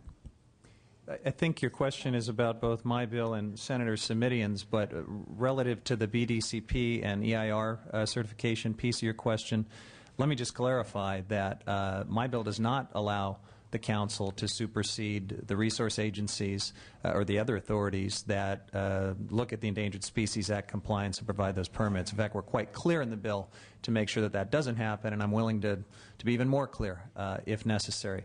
What it does do is say that if the BDCP is going to be an integral part of a comprehensive plan, the new Council is going to be the one to make the decision of whether it gets into the plan. And we can talk some more about the details of how that's done and the mechanics. If there are technical or legal problems, this is a beginning. But I think that central premise that the new Council, rather than the current system with the Department of Water Resources, is a better place for that kind of bigger picture, comprehensive decision about the plan and what's in the plan to be made. We want to get to our panel discussion as quickly as we can. We've already gone about twice as long as we wanted to in this particular section, so I'm going to take a couple of more questions and then we'll get into that. Thank you. Thank you, Senator Cogdill, and thank you, members and everyone who took time out of their day to come here. This is going to be more of a series of comments rather than questions, because I wanted everyone here to understand how I am going to be approaching not only today's hearing but the hearings coming forward. I am privileged to share two of the counties with Senator Wolk as a member of the Assembly Parks and Wildlife Committee. I believe I'm also the only member on the Assembly Water Parks and Wildlife Committee that actually represents the primary zone of the Delta. So it is going to be in that context that I will be listening very intently and attempting to put all of these pieces together, not only in my mind, but on behalf of my constituents and our greater responsibilities to the 38 million Californians that we should all be looking out for. But in that context, the way I'm going to be approaching all of our discussions are with a couple of things in mind. One is, as the water wars have continued over many, many, many decades and years, and north-south and coastal and inland and all the different interests that are competing, I have to approach water looking at it at sort of its highest and best use. I hope that we will have additional input from the agricultural community as part of that whole partnership, and I know AB 49, or I don't have all the bill numbers in my head, but that has some of the balance points about how agriculture and urban use have to be balanced. But I think it's also another principle of mine that I will be following, and that is nothing about us without us. I think that the concerns being expressed by the Delta communities have been very strong and clear, that I think there have been concerns about not being included at the level that we feel we should. And I think Senator Wolk laid out those concerns very succinctly and clearly. And I think that's my primary obligation at this point. Finally, I think we all agree that science and evidence is one of the best ways to do away with partisanship and other, competing interests. If we can all agree on the science, I think we can get to the rest of the details. But I also do share those same concerns articulated by Senator Wolk about the makeup of the Stewardship Council. I am very concerned about putting in the hands of some as yet unnamed individuals, particularly giving the tipping point even more so to a governor that I actually don't always have too much points of agreement with currently, and we don't know what's going to happen in the future. I think it disturbs me, quite frankly, to think that we would have a 4-2-1 split as currently presented in the preprint bill. So with that, I will just conclude by saying I kind of look at water somewhat simplistically. I can describe it with a series of F words. I think that we should look at water in terms of having enough water to farm, fish, and flush. And it may be different at different points in time and in different parts of the state, at different times of how our weather gives us too much water at times and not enough at other times. When we have too much water, we should find a way to store it. And when we have too little, we should share in it equally. But I think highest and best use for me is a very important principle. And I do think that the agricultural community has suffered a lot over the years for a variety of reasons, and so I'll be looking at the bill package very closely going forward. Thank you. Thank you very much. We have time for one more question or comment. If anybody has anything left to say, and if not, we'll get into the panel discussions. Thank you for your presentation.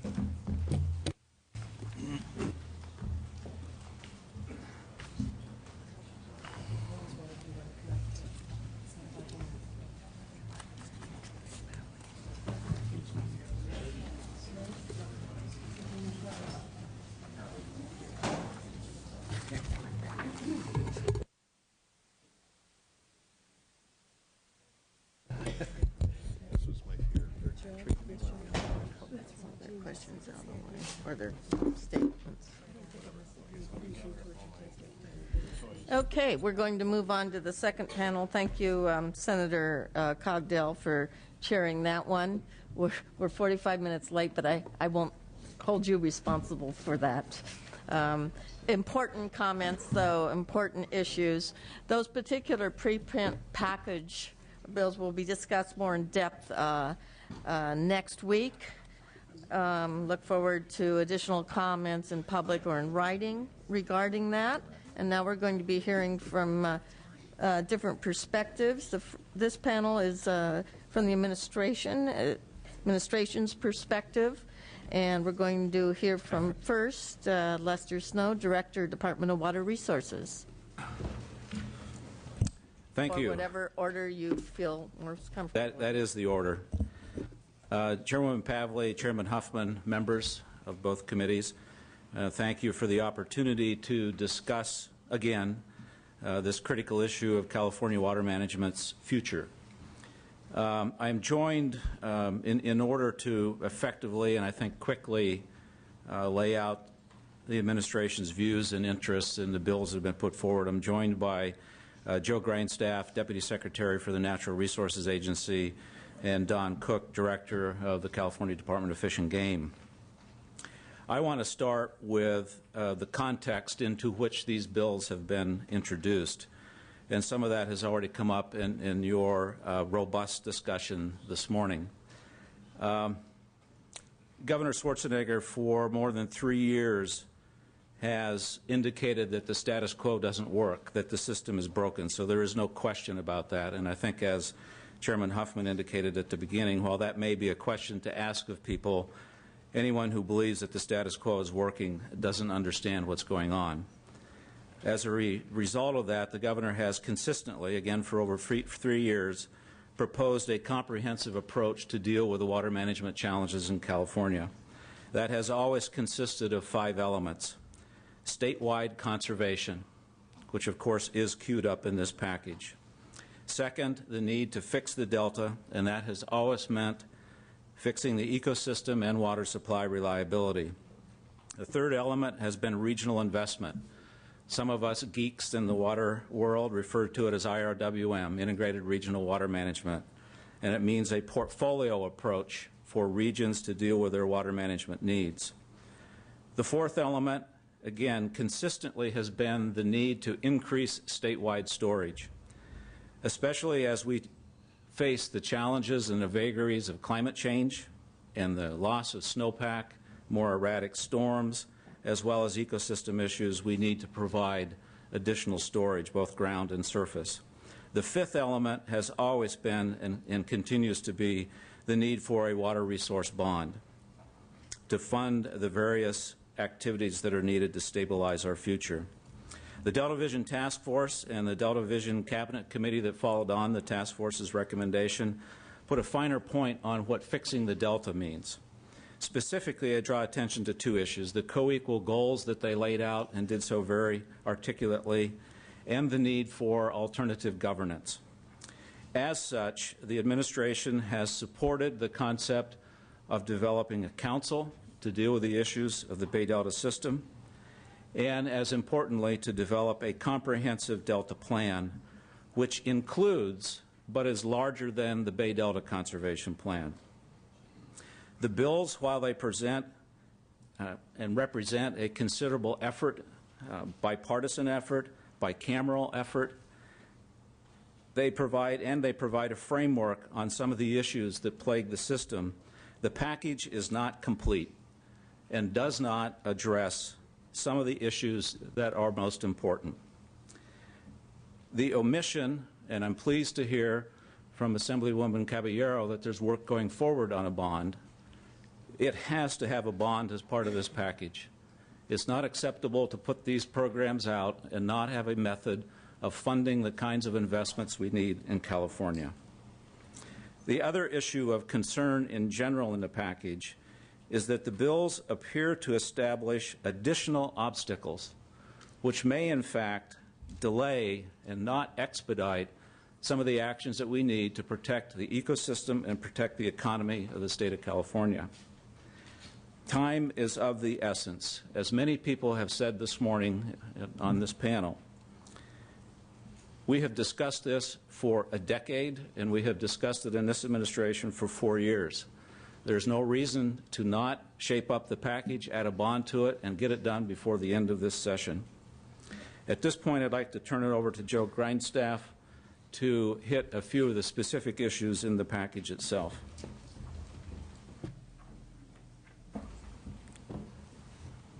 Thank you very much for this chance to talk, and I'll try and keep it short and just really hit on some of the elements. You've already addressed some of the elements in your questions. I think our general impression is that the bills give little attention to the co-equal goal of water supply versus the co-equal goal of ecosystem restoration, and that we need to add more.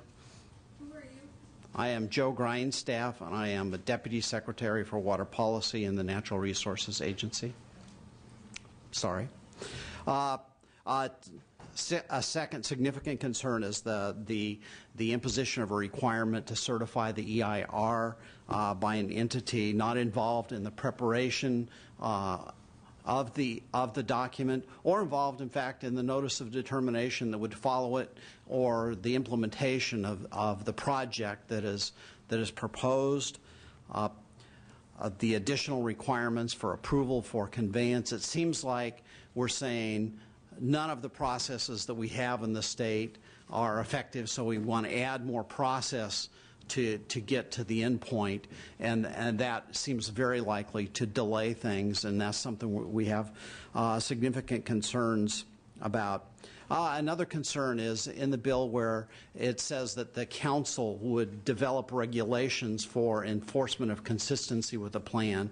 It seems to us that we could actually develop that in the bill and actually say in the bill, this is how you will go about doing that to make sure that entities are consistent with the plan. That's something that we think could be done legislatively and should be done. Then there's no question. And also the time delay that it takes to get a regulation developed and put through the process is significant in the state. We have some concerns with the Water Master and the ALJ concepts about how well defined they are and how they work with the system, and that's something I think we need to work on to see if we can make that work. There are issues with little things. I think Jeff Mount will talk today about the science board. The bills call for a science board and not a science program, and we really need to have a more robust program, which we actually have now, versus just a science board that's appointed that makes decisions. It's really about actually having the program that can deliver the information, do the science that's necessary. So there are a number of specific things. I don't want to get into the NCCP myself. I'm going to turn this over to Don Cook to talk about that. I think actually Senator Simitian said it. That is the highest standard that we have for ecosystem restoration in the state. That's one that we have committed as something that we want to achieve, and we think that is important as you move ahead in this process. Don? Thank you, Joe. The committee members, Don Cook, the Director of the Department of Fish and Game. I think, Senator Simitian, you did say this morning, you took the lines from me, the NCCP program, the Natural Communities Conservation Program, is the highest conservation standard, I believe, in the nation, certainly in the state. And the Natural Resources Agency and the administration before 2006 started planning an NCCP, a Bay Delta Conservation Program for the Delta. We signed a planning agreement in October 2006. These are very difficult and complex plans because they do take the step above and conserve, not just mitigate and protect.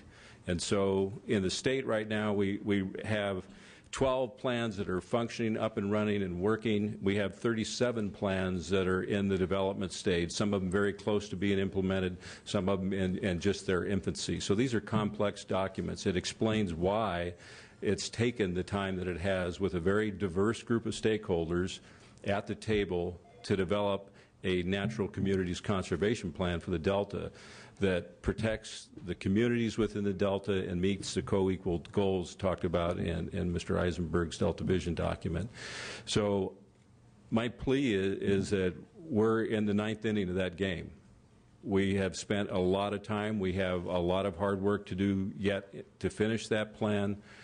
But when it's out, it will be a key linchpin for restoring the Delta. Lester mentioned that we need a Delta plan that is larger than BDCP. There's no argument with that. But getting the BDCP done is essential. And there was a lot of discussion this morning about user pay and how it's paid. It was also brought up that public funding is contemplated and expected in a natural community conservation plan. That's why it is so important for us to have the tool, a water bond, to fund these actions that are going to have to take place over the next 50 years.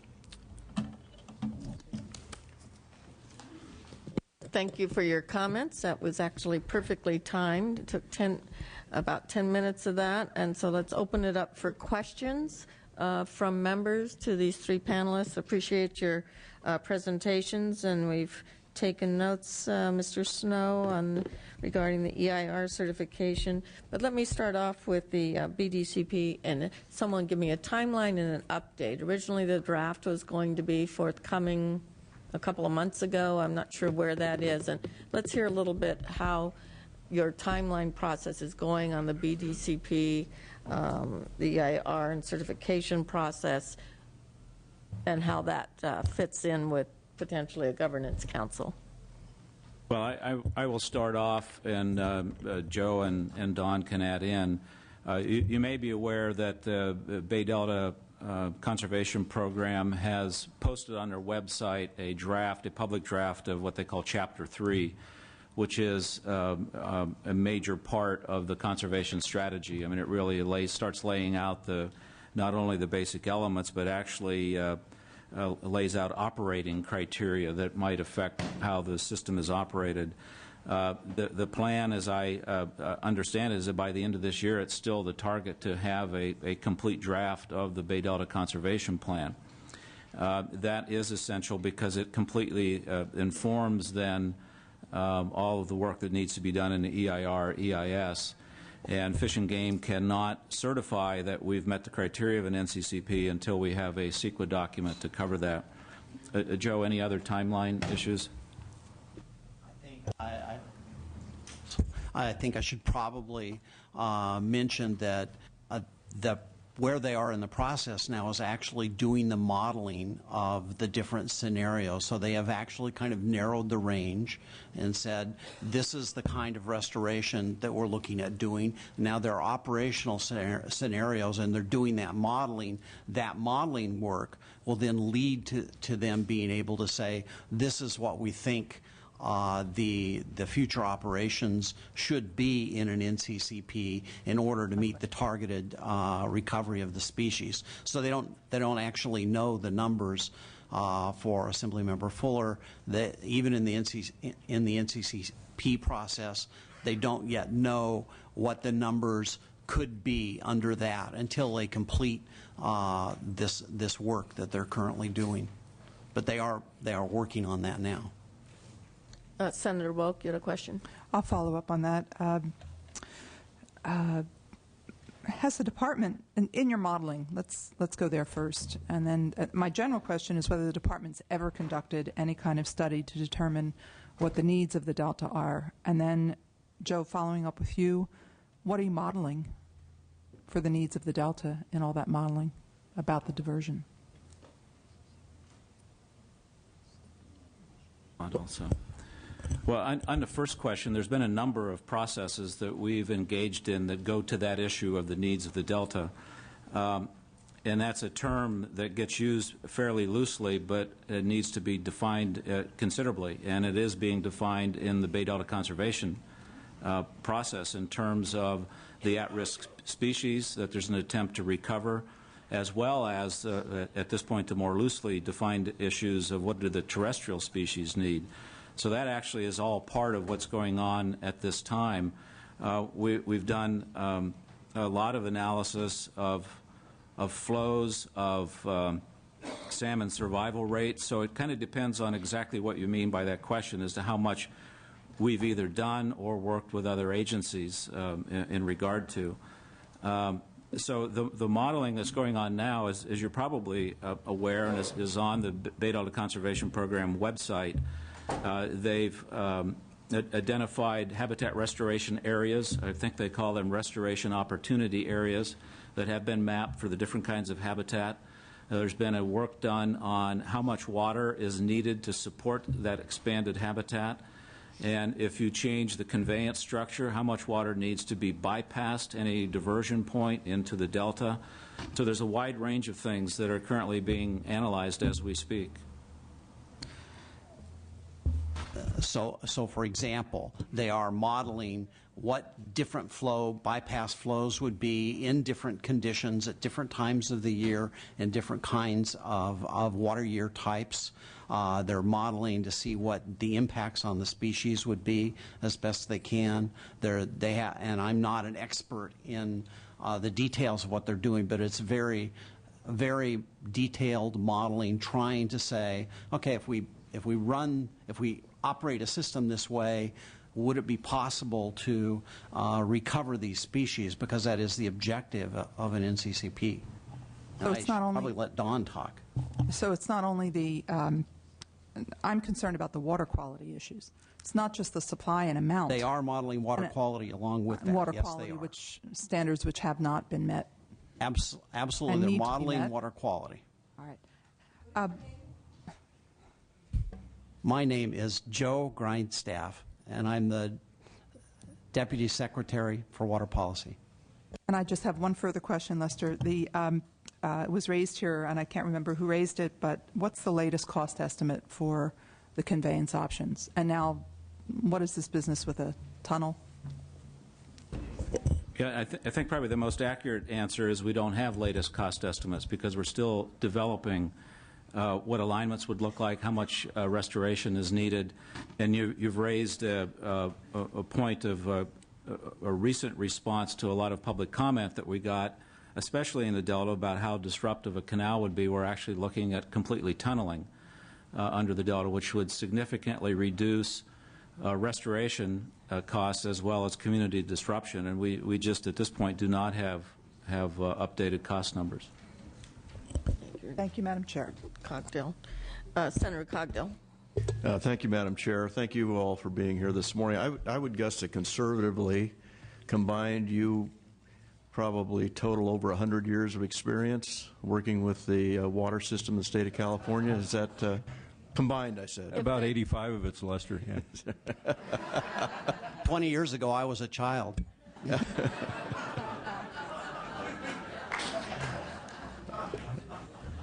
My question, and what I was trying to get to there, not too articulately, obviously, but is you're very experienced and you're very knowledgeable about the water needs of the state of California and the system that we currently have to provide it, and the needs that are there in order to meet all of the requirements of ESA and still, again, provide enough of that precious resource to keep this economy going. My question, you know where I come from on the issue, and I've always believed that there was a major significant win-win that can be achieved here through the proper management of wet years, and to have a system in place that allows us to do that, taking into consideration, again, how we know those wet years will come in the future, or at least what we expect will be the case. And I believe, certainly based on studies that I've read that you've done and many others, Aqua and others that, again, are very familiar with California water, as to what is needed. And we continue to believe, as I think you do, that, as you've stated here today, that we need major infrastructure improvements.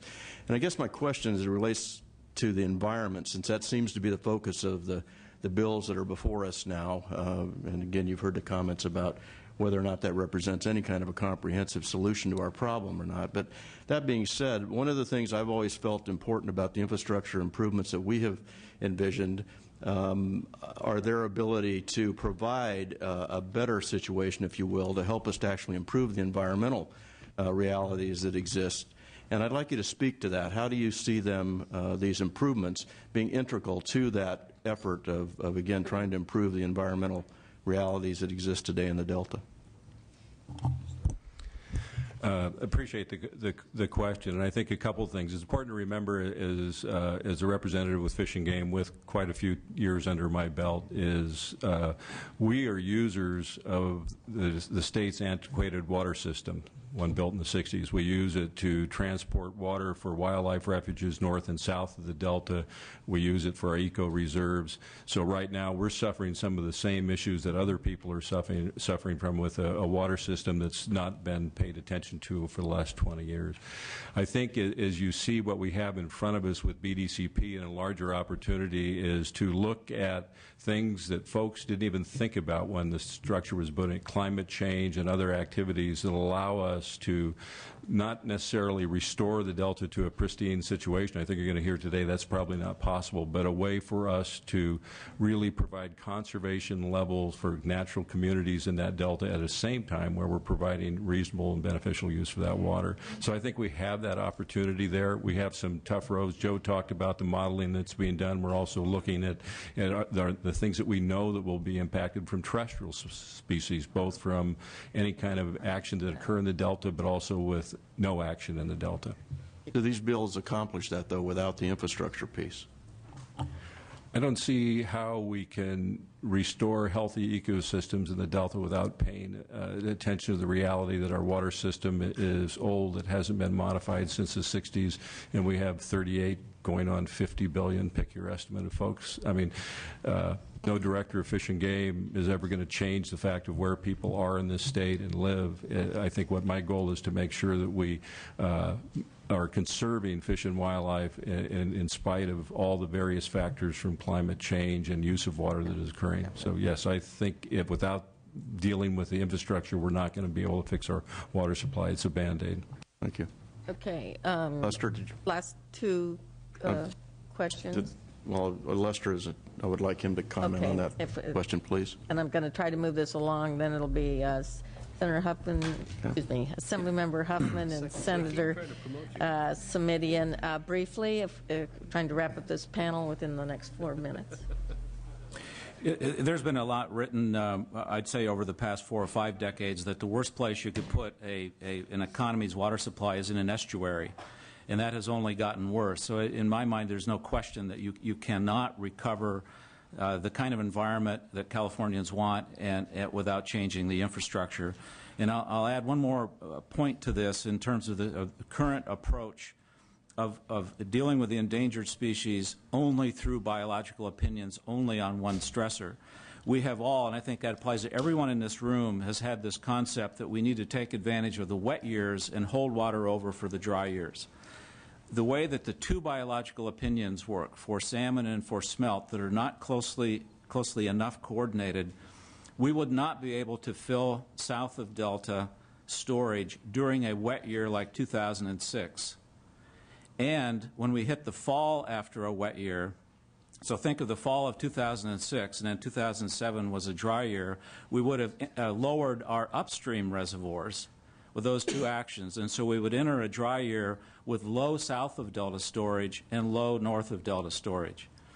We don't think that's coordinated. It's not in the best interest of the species. And so we have to deal with it comprehensively in terms of habitat, protections, and the change in infrastructure. Thank you. Assemblymember Huffman. I'm not going to call you Assemblymember Pavley. I'm just, joint hearings is something we don't normally do. Thank so you, I Senator have this problem. My question is for Director Cook. Your testimony focused on the urgency of completing BDCP, and I think all of us sense the urgency in the crisis we face in the Delta and our statewide water system, but the Fish and Game Department is also the agency that has the job of approving the BDCP and of making sure that it's not only done fast, but it's done right according to this platinum standard of ecosystem recovery. And so this 50-year permit process that will result has to be done right. And I'm sure you meant to include in your testimony some of the rigor and scrutiny that you were going to bring to making sure that it meets that standard, but I wanted to give you the opportunity to do that. Thank you, Assemblymember Huffman. You bet. And I remind the person at my left on a daily basis at the end of the game, after an EIR is certified for the BDCP, that the Department of Fish and Game approves that concept, the NCCP. So yes, we do have a lot of rigor going into the analysis of that. That's why I said we have a lot of hard work to do yet. We've got a tremendous amount of information. It isn't like when Joe talked about modeling. We've been doing the ecological restoration program in concert with a lot of agencies. The federal government collected a lot of data. That scrutiny is going to occur. It's occurred to date with our consistency determinations in our 2081 agreement for longfin smelt. That scrutiny that's going to occur is going to occur at an ecosystem level. So we're going to be looking at conserving communities. It'll get out of the revolving door thing, as Lester just mentioned, of trying to manage species by species in an extremely complex. Well, I just want to point out that when one is too eager to sound like they're ready to approve something, it doesn't inspire confidence in this very, very high level of environmental safeguard that we want to believe is reflected in an NCCP. Senator Simitian. Yes, and I want to share some of the concerns that Assemblymember Huffman just offered up. How you see this depends on where you sit. Your perspective is everything on this. It's fascinating to me as we talk about these co-equal goals. I think it was Mr. Grindstaff, sort of expressed concern about the long list of impediments that he sees in the bills between here and where he'd like to go. I can assure you there are a group of folks sitting right behind you and out in the halls who think that this is already a done deal. So we've got one group of folks who thinks it's already a done deal come hell or high water. We have another group of folks sitting in front of us who think, my God, how are we going to get there given all the impediments that you want to put in front of us? And I actually think that we're, not to be mama bear, baby bear, and papa bear about this, but I think the porridge is pretty close to being just right. I think what we've said is you want to have a conveyance, okay, then go out and tell us how you're going to get that done in a way that is genuinely protective of the needs of the Delta, and then there's a pitch to be made.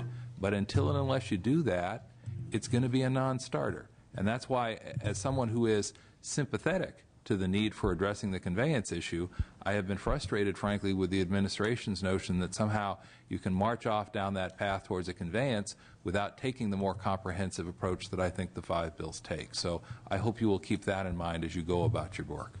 Thank you, Madam Chair. All right. Thank you very much, gentlemen, for your comments. Appreciate that. And just a little bit of housekeeping as they leave, and the next panel comes up on Delta Vision. That would be Phil Eisenberg and Jeff Mount.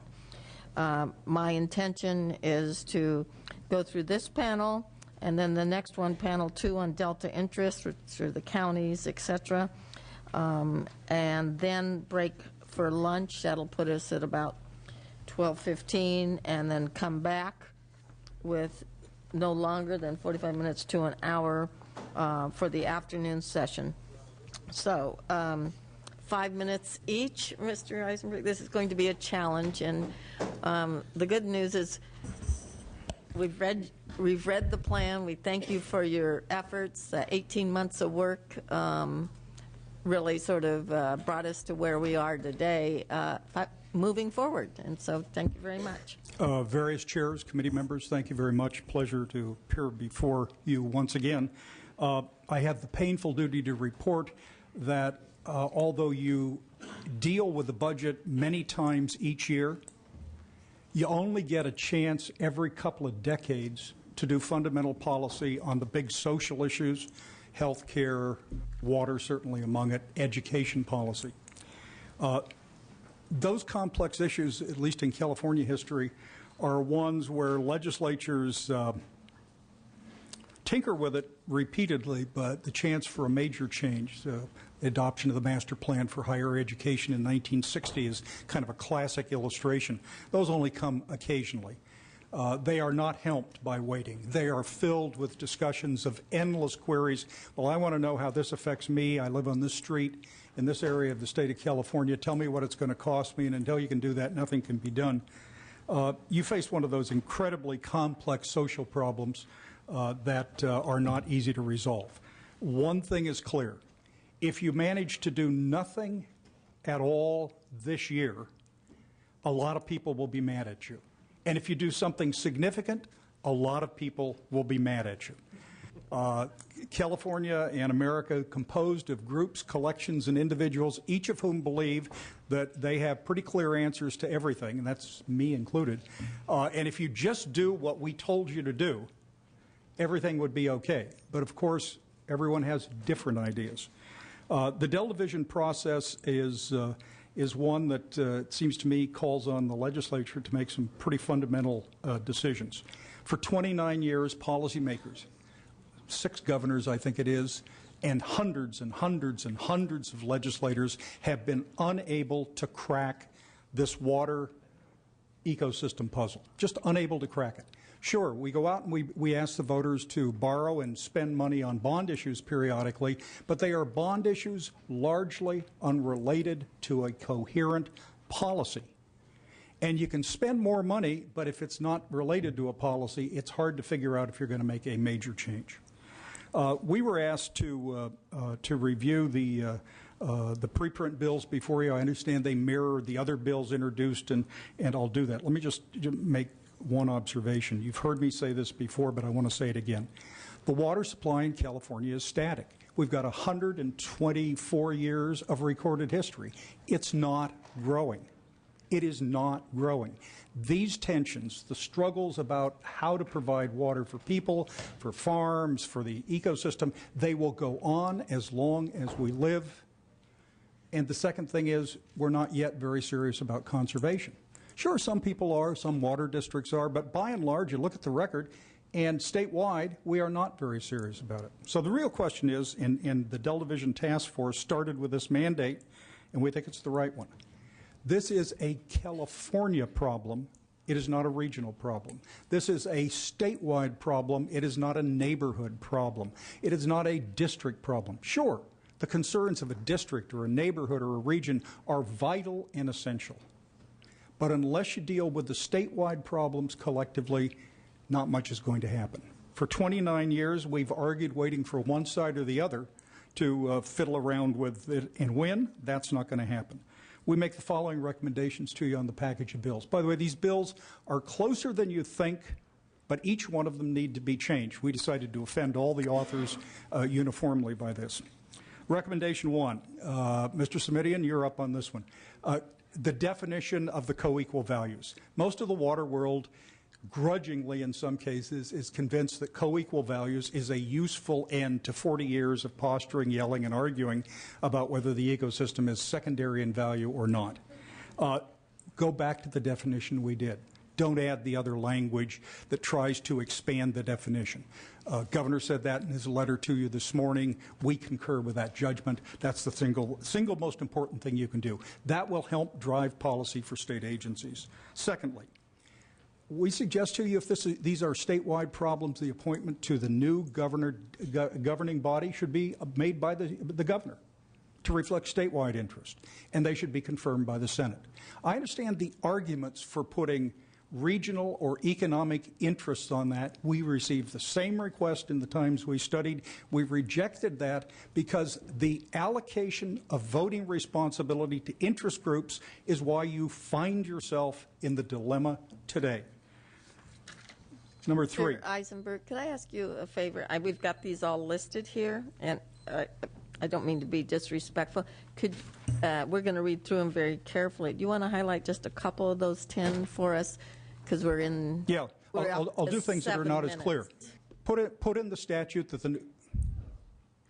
Madam Chair, I know we're tight on time, but I think this is such an important overarching part of the conversation that we're going to hear later on. I'm just saying, if you could briefly go through this and not, because we're going to read this. I know it's very important, and I respect him highly, and we can revisit it. Madam Chair. Yep. I think maybe Senator Simon and I are on the same page. There's not a tremendously long list of what Senator Eisenberg's going to share with us. I'd like to hear sort of a summary of each, but maybe even a response from. Yeah. I will be brief. I will not elaborate. A response from the authors of the bills that they're directed to as part of this conversation. I know Senator Simon is the first. Maybe not all the authors are in the room right now, but if you a little bit of an engagement on each of the recommendations. You'll thread that needle. Thank you. All right. Third, if you believe that this is fundamentally a statewide collection of issues, a statewide problem, tell the new governance authority they are acting independently on behalf of the people of the state of California. We found our deliberations immensely improved by the fact the governor asked us for our independent recommendations as opposed to our recommendations as members of the Sierra Club or anything else that's out there. Number 4, the Delta Protection Commission and the Delta Conservancy language, Ms. Wolk's bill is the most obvious of this proposal, goes a long way in the right direction, but we think you ought to take a look at the recommendations. We think that you've got to have some actions taken in the secondary zone. Urban development is simply pushing in at the edges of the Delta, and you can't have an effective ecosystem or a protected water supply system if urban development is pushing in. You got to do something in the secondary zone. Number 5. Mr. Huffman's legislation did not include our recommended targets for restoration. We said approximately 100,000 acres in the Delta ought to be earmarked by the year 2100 for some kind of protected status. 43,000 acres are owned by public entities now. All of the plans, including BDCP, anticipate that figures of something like that are going to happen anyway.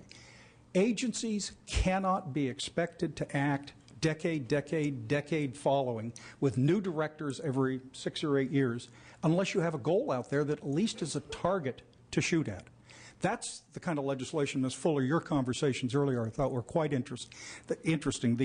The purpose of the package of bills ought to be to have understandable targets and a process to try to reach those targets, as opposed to what all the interest groups want, which is a lead pipe guarantee that you have a specific number of fish, a specific amount of water, and if you don't get that, everything collapses until that interest is honored.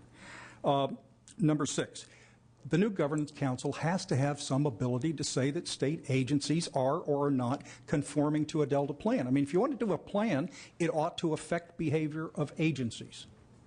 If you don't believe that agencies should be working from a common agenda, then don't have a plan. Number 7, The Fed's involvement is important. We think you can tinker with the language. Ms. Pavley has recommended it before, and I think Mr. Huffman also. We did not mean to suggest you have to do a coastal zone management identical process, because after all, the federal environmental agencies hate the Department of the Interior for reasons that look about as sensible as all the agencies hating each other in California. But it's the idea that the feds would decide California has taken a big step forward in planning, and they would tentatively defer to the planning assumptions and decisions without opening their purse strings. That's really important. The funding issue is a tough one. I understand the politics of it. The reality is the more you depend upon the general fund of the state of California directly or indirectly in terms of GO bonds, same thing, by the way, it comes from the same place. The more you depend on GO funding, whether it's for facilities or for mitigation, you are essentially saying water is competing against kids, against social services, against corrections, law enforcement, and prisons. I mean, don't do that. Be very, very careful about doing it. I understand the politics of it. Everybody wants somebody else to pay for what's good, but there isn't enough money out there to do that. Judiciously, you can do some of all of them. Number 9, and this echoes comments made by many members of this body. Yeah, a bond is essential to all of this, although a bond without policy is just spending a lot of money. It's okay, and I understand that is what the last 29 years of legislatures have found themselves able to do. We're sitting here unhappily because policy has not been adopted. Last thing, you've got to put in this package of bills the expedited processing, whether it's expedited processing for environmental mitigation projects or for facilities. I mean, you face those decisions on the transportation bonds, you face those decisions on school construction. I understand how controversial they are, but implicit in this is you have to take actions as rapidly as possible. Last point, and I'll get out of here. The existing water conveyance system in the existing delta is a mess. I mean, not one single person told you anything different.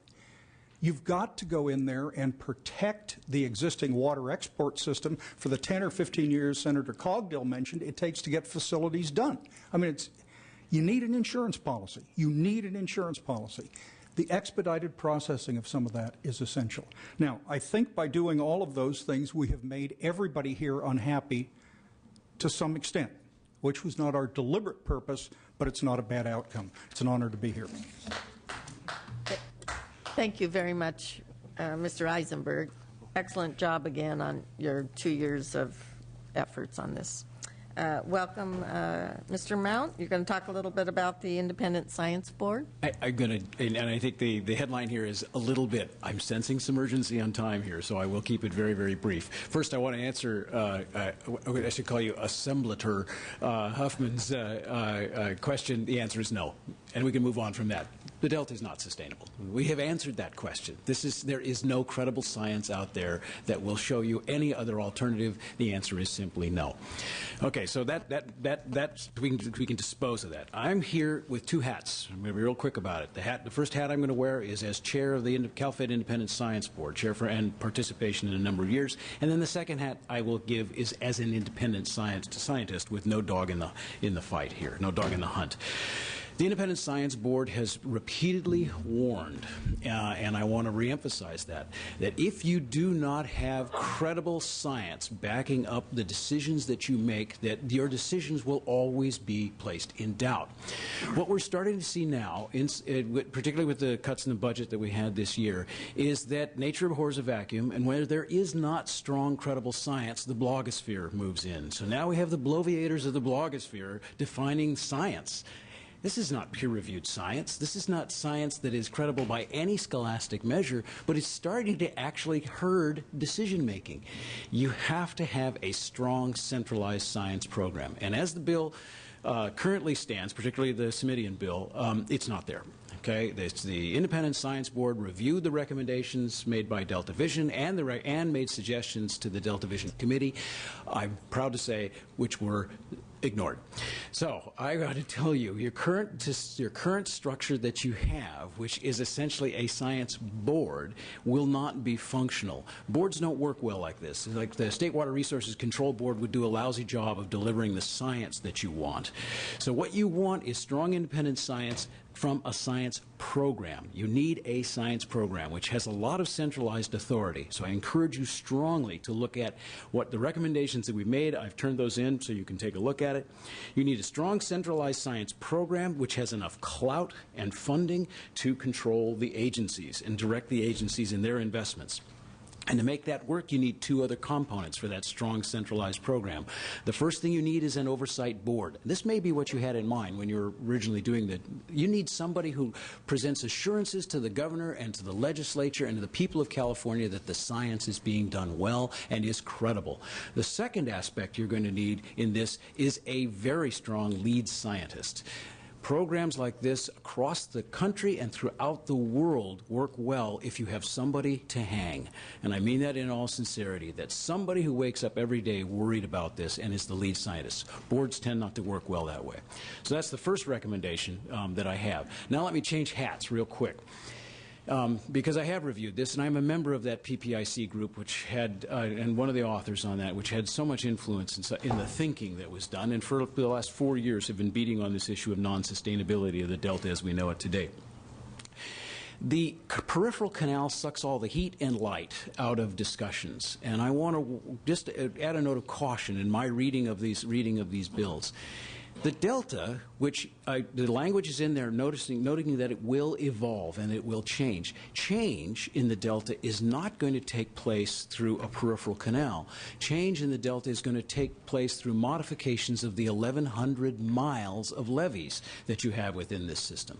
And the bills currently don't accommodate that understanding. Levees will fail. Islands will flood. New levees will be built. Levees will be upgraded. Levees will be abandoned. And at this point, the bills as they are currently don't have a handle that the transformation over the next couple of generations is really going to take place through the levees, not through a peripheral canal or an isolated facility. That's where it's going to be. That's the big landscape change.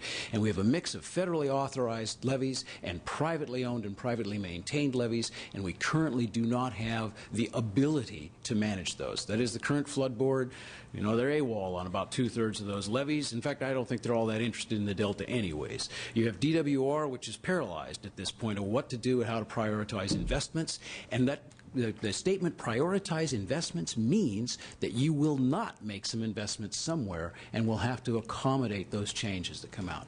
I'm happy to work with you on this issue. I think this is the quiet issue because it controls everything. All your investments in habitat restoration, all your investments in realignment of infrastructure are going to be associated with this. All your investments to maintain water quality will be affected by this. The Clean Water Act, the Endangered Species Act will all come as a nexus as to how you manage the levees. You may need a levee authority board or something specific to the Delta. I hear my beep, so I did manage to pull this off in 5 minutes. So, unlike my esteemed colleague here, but he had 10 points, I only had 2, so that seems only fair. So you must, the current legislation does not handle that, and it does not handle that well. Thank you. Perfect. Thank you both, and we're going to open it up for a few members' questions. Excellent presentations. Assemblymember Salas. Yes, Mr. Mount, did I understand you to say that if we took care of our levees that we would sufficiently create a situation in the Delta where we would have a reliable water supply without contemplation of a peripheral canal? No, please. If I said that, that would be a complete contravention of what I have been saying for the last 4 years. The modeling we have done shows that sea level rise, even if you invested on the order of, say, $10 billion to hold all those levees in place, sea level rise will degrade water quality enough in the Delta that you can no longer continue to export water. And remind you, the water we export from the Delta today every year puts 500,000 metric tons of salt into the San Joaquin Valley. So it's already pretty bad. So imagine a rise in sea level and how that will degrade quality. So the answer is no. Yeah. Thanks for the clarification. Madam, oh, go ahead. Senator Woke. Oh, okay, go ahead. Go ahead. No. Oh, I'm sorry. You two decide between you, and then I noticed Senator Padilla would like to ask a question too. Is well, that thank correct? you. I just these two wanted first. to say that I perhaps was going to maybe speak for Senator Wolk as well, and that the two of us are, of course, very proud and delighted to have you right there at UC Davis, providing expertise for the entire state. But some of the deficiencies that you were just speaking of in the legislation, I assume you will be putting that in writing or already have. I have a lot of papers here that I haven't been able to look all through. But I know I, for one, and I'm sure Senator Wolk and I would share the same interest in getting to how we can improve the bill package. Is that something that you can make available to us? I have actually just presented a copy here of the recommendations of the Independent Science Board for improving the science that would be delivered in the Delta. So that's right, it. I will steer clear of helping you write your bills. No. Well, I didn't have much to do with writing them in the first place, but I will certainly be working hard to ensure that the bill package improves. Okay. Thank you. Senator Wolk, followed by Senator Padilla. Good morning, both of you. I wanted to talk to you, Jeff, about two things. I liked what you said about the peripheral canal sucking the air out of the discussion involving PPIC report, and I think that's definitely, and the subsequent reports. What I want you also to address is the future of agriculture. One of the other things that designating islands that are, putting X's on them was probably not the wisest thing to do, but you did it. And it raised questions about the future of agriculture. And I would like you to address that, if you would. Okay, real quickly, you're right, but somebody has to lay out a map, and what better than have a university do it, to lay out a map which at least simulates the discussion of which islands you might be willing to save and which ones you would let go. The fact of the matter is, what has been missed in the blogosphere, my favorite forum for science, and everywhere else, is the Delta is going to be an agricultural community indefinitely for the next 100 years. The vast majority of it, even with a 3-foot rise in sea level, makes economic sense to stay in agriculture. It makes a whole lot more sense than to turn it into cities. And that's it. I mean, this notion that the Delta will be a stinking cesspool that's awash and full of water and with lots of flooded islands, thank you, UC Davis, for that image. I have no idea how that happened, but it did. Our modeling suggests that it's an economically viable agricultural region into the indefinite future, and regardless of what you do. It's just the western and central Delta, which is not likely to be that way. Thank you very much. Senator Padilla. Yeah, just... I know Senator Simitian commented or responded to the first suggestion in the letter, Mr. Eisenberg's presentation. I'm wondering if you wanted to add anything to that, or I'd be interested in hearing from the other authors sort of what their response is to these particular recommendations.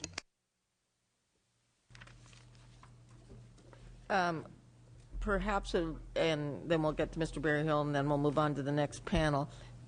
Would that be all right to direct it to the people that would be predominantly affected by the suggestions? We'll start with Senator Simitian. He wanted a quick reaction to Mr. Eisenberg's list of 10. I noticed Senator Simitian was taking a lot of notes regarding science programs and other parts of the presentation. Mr. Padilla, if I understood you correctly, you were not asking for another comment on the composition of the board, which I spoke to earlier, but there was the commentary about the independent science panel, which is in the bill that I am currently authoring. I found Mr. Mount's comments very helpful in terms of sort of how do we do. Mr. Mount, you were very polite. I'm going to restate what I think you said in less polite terms, just to make sure I got the message. It's all well and good to have a group of people with science credentials sitting around the table, shooting the breeze and tossing off the occasional good idea to the Delta Stewardship Council, but unless you find a way to really integrate their work on an ongoing basis into the decision-making process of the Delta Stewardship process, then all you've really got is a box on an org chart. Is that kind of what you were trying to tell me? That is, in the most blunt terms, actually describes in many ways the way the current Independent Science Board worked. Then what I would like to say very bluntly is thank you. I heard it, and I'll be working on it from this point forward, and I appreciate your help. Any other of Mr. Eisenberg's top 10 list that you wanted to quickly reflect on before I go to Senator? Time does not permit, Madam Chair. Okay. All right. But we appreciate them all. Assemblymember Huffman, did you want to respond to it? I think I reflected your question. You wanted a response. Yeah. Yeah, very directly to respond. Mr. Eisenberg spoke to the co-equal goals issue. There's language in my bill. There's language in Mr. Simitian's bill. Sounds like you like the language in my bill. I hope Senator Simitian won't be offended, but I agree with you. Time might permit, actually. No, I'm just kidding. On the second issue, you recommended that the plan include a specific numeric target of up to 100,000 acres of interconnected habitat, and approximate target. I agree with you completely, and I'm very interested in being a little more specific in my bill. Thank you. Senator Wilk. I think the definition of the goals are essential to the support of the Delta counties and the Delta communities. And there will need to be recognition of that up front in the goals, or I don't believe this entire exercise will be very productive, because you will be relying upon the Conservancy and the Delta Protection Commission and the local communities to implement the changes here. And I just believe that that's essential. The appointments to the council, in my research, and you've done the same, the Colorado River Board of California, the California Coastal Commission, Salton Sea Authority, the San Francisco Bay Delta Bay Conservation and Development Commission, Tahoe Regional Planning, the Guadalupe Blanco River Authority, I can go on and on, Mississippi Headwaters Board, the Lower Colorado River Authority. They all have significant, not necessarily majority, although some do, but they have significant local representation. The changes will happen to the Delta, so we do disagree on that. Returning to the recommendations of the plan, you were quite silent, actually. I didn't think there was much detail in the Delta Protection Commission descriptions, other than to say there needed to be some stronger presence for state officials was probably the most dramatic finding we made. Secondly, the authority of the Delta Protection Commission to be expanded in selected areas of the secondary zone. Correct. Which was not part of the legislation. Correct. And it's important to understand that the issue of boundaries and the secondary zone goes into the heart of West Sacramento, an established community, and there are other strange lines. There were political lines that were drawn in 1992. You know this. What we have instead suggested is that the Delta Protection Commission, when all of this is put together, that one of its primary concerns should be to look at, and we've enumerated certain areas that really do need to be discussed in terms of whether they should be in the primary or secondary or legal Delta. Rio Vista, for example, Isleton, places that were politically excluded. That's the job for the Delta Protection Commission. That's what we set out as a direction. I think your issues about independence of the council and clarify the authority, absolutely essential. And the funding issues are, you're right on. It's going to be very, very difficult to support. All of these things are going to require not only the type of funding that bonds provide, big infrastructure, major change, levee protection, but ongoing maintenance and operation, which I talked about before, and that, I think that's going to be the hardest part of all of this, and it can't go forward without it. Mm-hmm. Good job. But the Delta Vision is not the Bible. You did good. I never intended to suggest it was. But it is often interpreted that way, and we just need to be able to ground truth it. I defer to ecclesiastic judgments of other types. You did a great job.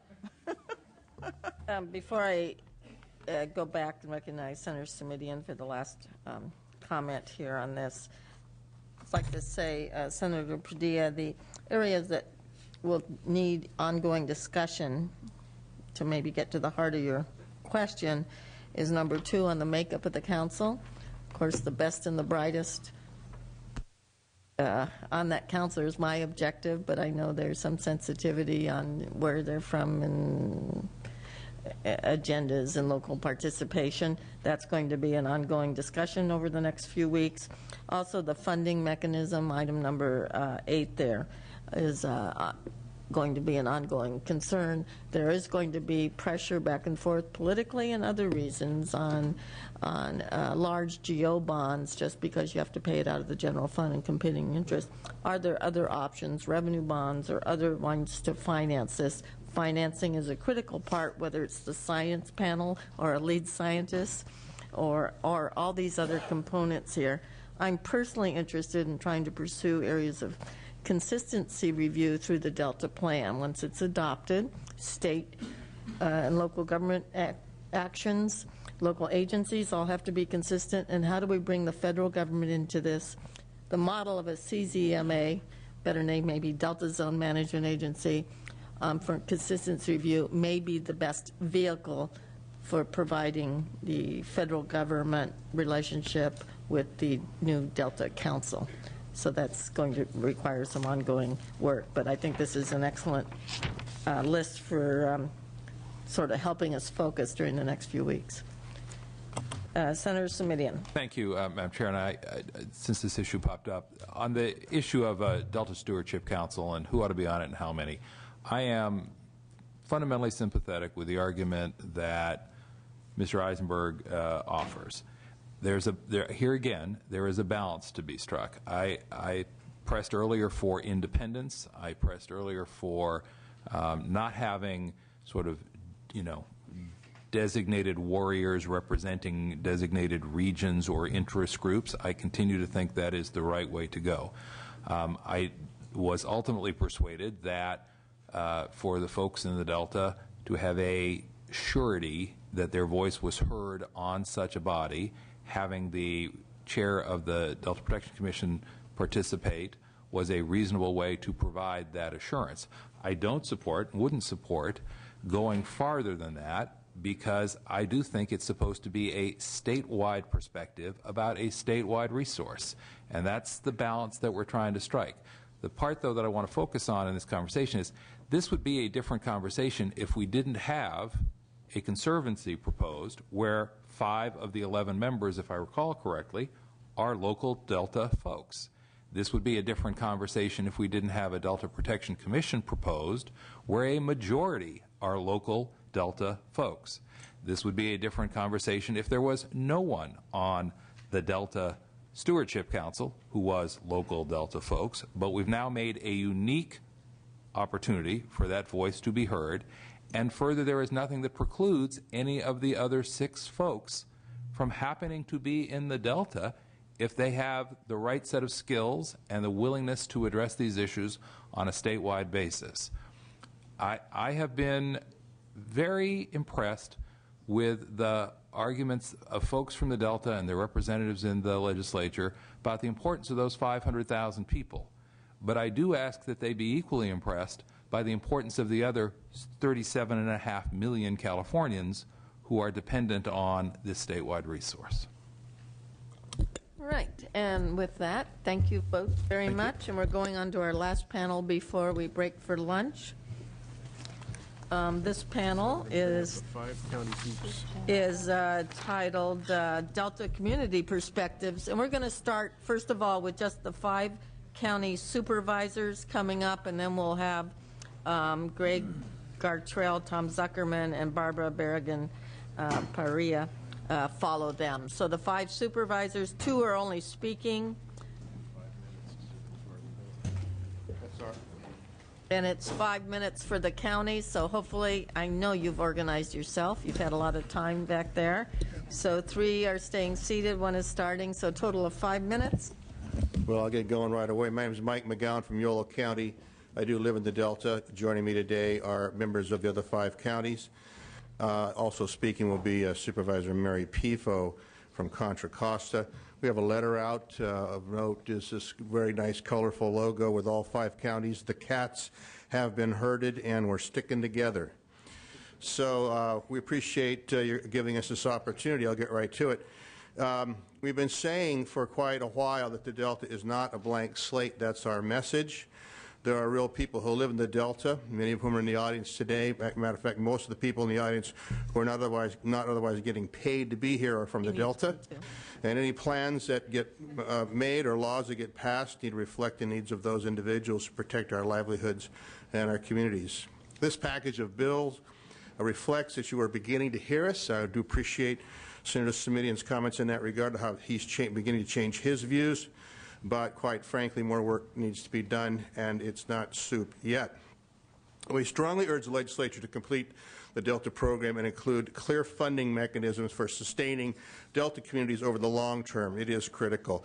These should include a mix of revenues for capital projects and long-term sustainability. The plan will be fatally flawed and unacceptable to us as counties unless the funding for the Delta issues are fully included. We strongly urge you to increase Delta representation on the Delta Council so that Delta communities remain front and center in the Delta management. We are not an interest group. We are a group of duly elected representatives to represent those who have elected us. We need to assure that the meaningful Delta participation in both the development and the implementation of the program. And the Delta plan must address how to sustain Delta communities and regional infrastructure. We understand that change is coming, and we want to participate in developing plans for the Delta. We want you to sustain the intrinsic values of the Delta communities, along with improving water supply and ecosystem health. You need us. You need our local knowledge and our local support to be successful. And since Senator Simitian brought up the poll, locally elected representatives enjoy a tremendously greater approval rating. You need us to sell this to our constituents. To be frank, you can pass all the bills you want, but for solutions to actually work, we've got to work together as partners. You need us. We need you. Let's get together and make it happen. Here's Mary People. Thank you very much. Good day, Mr. Chairman, Madam Chairwoman, members of the committee. My name is Mary Nedjidley Pifo, County Supervisor, Contra Costa County, District 3. It is an honor to join you today and represent the interests of the 5 Delta counties that are at the epicenter of your deliberations today.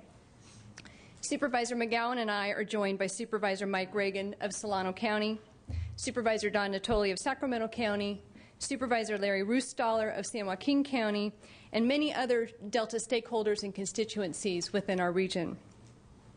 To be clear, the 5 Delta counties could support a Delta package that is truly a comprehensive package. So what does comprehensive mean to us? It means that the Delta package must include the following: how to sustain our Delta communities and their economy. It must address water supply and the quality and reliability of that supply, not just for Southern California, but for the 4 million Californians who reside in our 5 counties as well.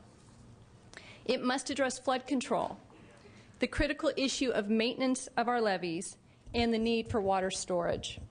A comprehensive package is one that provides for restoration of the Delta ecosystem and continued health of species native to the Delta. It must protect the water rights fought over for decades and not lightly or easily overthrown. Every legislative bill, the goals of water supply reliability and ecosystem restoration must be joined with protecting and enhancing the unique cultural, recreational, agricultural, and socioeconomic values of the Delta. We cannot support governing independence from the impacts. The Delta counties must have a designated role in the entire process and governance. We have maintained all along that we support tri-equal goals and support Senator Simitian's and Wolk's bill in the language in their bills, and certainly encourage Chair Huffman's bills to be amended to concur with this critical component. This legislative package appears to allow the authorization for a new alternative Delta conveyance without further action by this or any future legislature. We disagree. We strongly disagree. We believe the final authority for such an action should rest with the California State Legislature in an open, public, and transparent process. It is at this point that I'd like to thank all of the legislators who represent the Delta and those who have been advocating on our behalf, particularly Senator Lois Wolk and her staff for her hard work in making sure that the Delta interests are addressed in this legislation. Senator Wolk understands that there are important statewide policies to be addressed, but that no part of California should be permanently degraded to meet the needs of other parts of this great state. The members of our coalition have worked hard to be productive and constructive in this dialogue. We have been at the table for over a year now and remain at the table, committed to the process and its outcome. We have crafted 2 separate legislative proposals in an attempt to create a package of legislation that would be truly comprehensive and mutually beneficial. We have, in fact, provided you on numerous occasions with what we consider to be the needs of our constituents and those of the Delta that also work with the larger issue of statewide water management. We're happy to sit down anytime, anywhere, with anyone in this great state that understands we must all be made better at the same time. Let there be no mistake about our position. We remain willing and able to provide you with language with respect to a package of Delta legislation. We remain willing to work through every bill, every sentence, and every word to craft something that can work for the entire state and also work for the residents of the 5 Delta counties. On behalf of over 1 million Contra Costa County residents and citizens and the over 4 million of Delta citizens, your time and most importantly, your interest. We seek your support for those that we are elected to represent and those who will most deeply and immediately feel the impact of the legislation that is before you today. We urge you to work with us to solve a crisis, but not to create one by moving too fast. We do not want the future to come and find us. We wish to work with you collaboratively on short and long-term solutions, comprehensive solutions. Thank you all. Thank you. And Senator Walk's just going to make a brief comment, and I'm going to ask Mary and Mike to stay seated while the next 3 people come up on this panel. I just want to thank all 5 of you and your boards for the energy and effort and expense, frankly, of all of the consultants and energy and time that you've all, and the meetings that you've attended, and the constructive proposals that you've put forward. I appreciate that, and I'm sure this committee does as well. Thank you. Thank you. And coming forward, Greg Gartnell, Contra Costa Water District, Tom Zuckerman, Central Delta Water Agency, and Barbara Berrigan Parilla, Restore the Delta. And then we'll open up for questions, and someone has asked me when we're breaking for lunch, and that would be right after this panel. Good morning, Chairs Pavley and Chair Huffman. I'm Gregory Gartrell, Assistant General Manager at Contra Costa Water District, and I'd like to thank you for the opportunity to give an in-Delta urban water utility perspective on the legislation today. With respect to the question of how important is a Delta solution this year, as we all know, and it's been repeated, and I won't dwell on it, the Delta's in crisis and has been for many years. I think it's pretty clear that the legislation, existing law, and governing structures are not and cannot address the issues we have. I think it is especially important that we move with all deliberate speed to enact legislation that includes provisions to deal with early actions, immediate actions without regrets, to deal with the time frame we have now. I think it's pretty clear everybody understands that in our own experience in Contra Costa Water District, who have done projects in the Delta, it takes 2 years at least of planning, design, and permitting for every 1 year of construction. So if you're dealing with a 4 or 5 year construction period for a peripheral canal, you can count on 8 to 10 years of planning, design, and permitting, a 15-year. Those are under circumstances where there is no substantial opposition. If you have opposition, you can stretch that out. We can't afford to wait that long for the kind of crisis that we have here. It's not sustainable for the ecosystem. It's not sustainable for water supplies. It's not sustainable for water quality. That said, we don't believe it's crucial that we have in a package this session, whether it's later this year or early next year, doesn't matter as much as that it be well-crafted, well thought out, and purposeful. And I'd like to address the comments on that to make sure that I understand there are in the existing package some harmful provisions that, with potential unintended consequences, we believe these can be corrected, and there are some other adjustments that we believe need to be made. On water quality, CCWD is the largest urban agency to depend 100% on the Delta. Water quality is our #1 issue. We're pleased that the packages recognize water quality objectives. We believe it should go this step farther. As federal law has an anti-degradation policy, it should be the state's law as well to put in place, codify what is now the State Water Board's policy of anti-degradation. We don't want to be going backwards in terms of water quality in the Delta, especially now when we're seeing more and more evidence that the ecosystem decline is in large part due to water quality issues. On financing principles, CCWD has always supported the beneficiary pays principle. However, the bill focuses only on one of the 3 impacts that were mentioned earlier, diversions, wastewater, and invasives, and it doesn't at all address other beneficiaries. Those impactors and beneficiaries include wastewater discharges, the transportation system, shipping in terms of bringing in invasives, as well as those communities in the Delta, Delta transportation, Delta infrastructure, recreation and tourism, commercial fishing, and the statewide building industry that all benefit from the Delta. So there's a focus only on water diversions when there is a lot of others that could be assessed cost because they benefit and impact the Delta.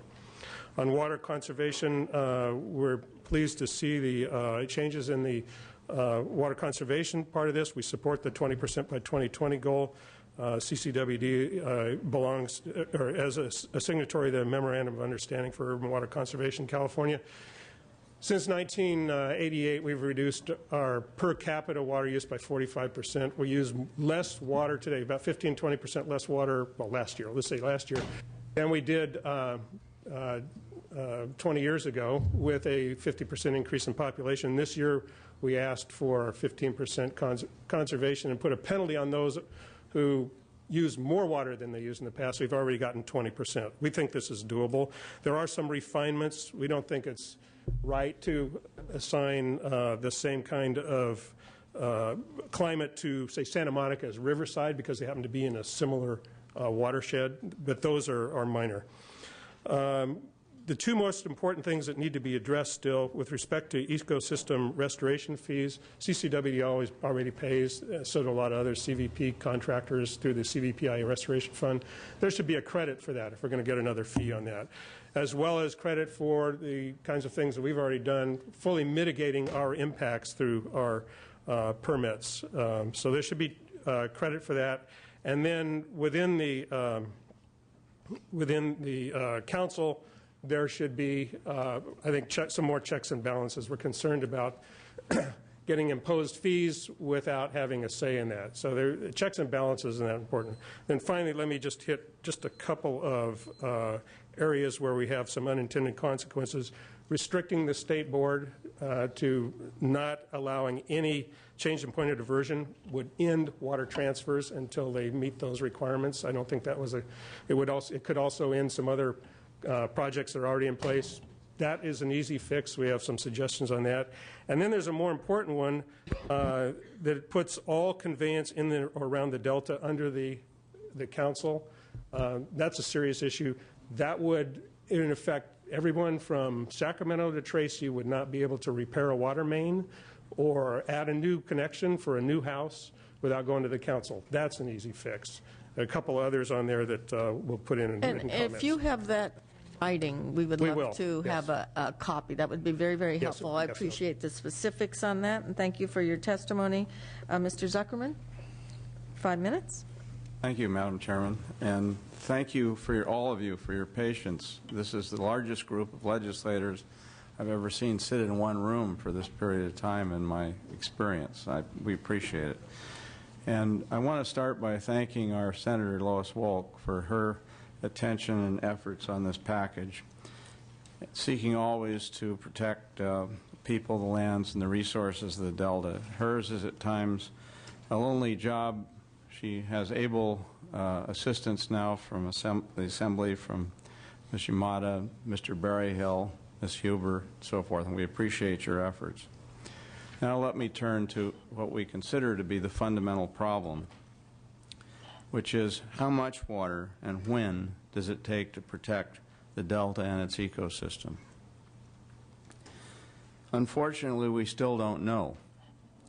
We do know that the State Water Project expressly assumed the obligation to only export water surplus to the needs of the watershed and counties of origin. We also know that the State Water Project, authorized and financed on the basis that its supply would be developed as its contractors' needs developed, has fallen far behind on that promise.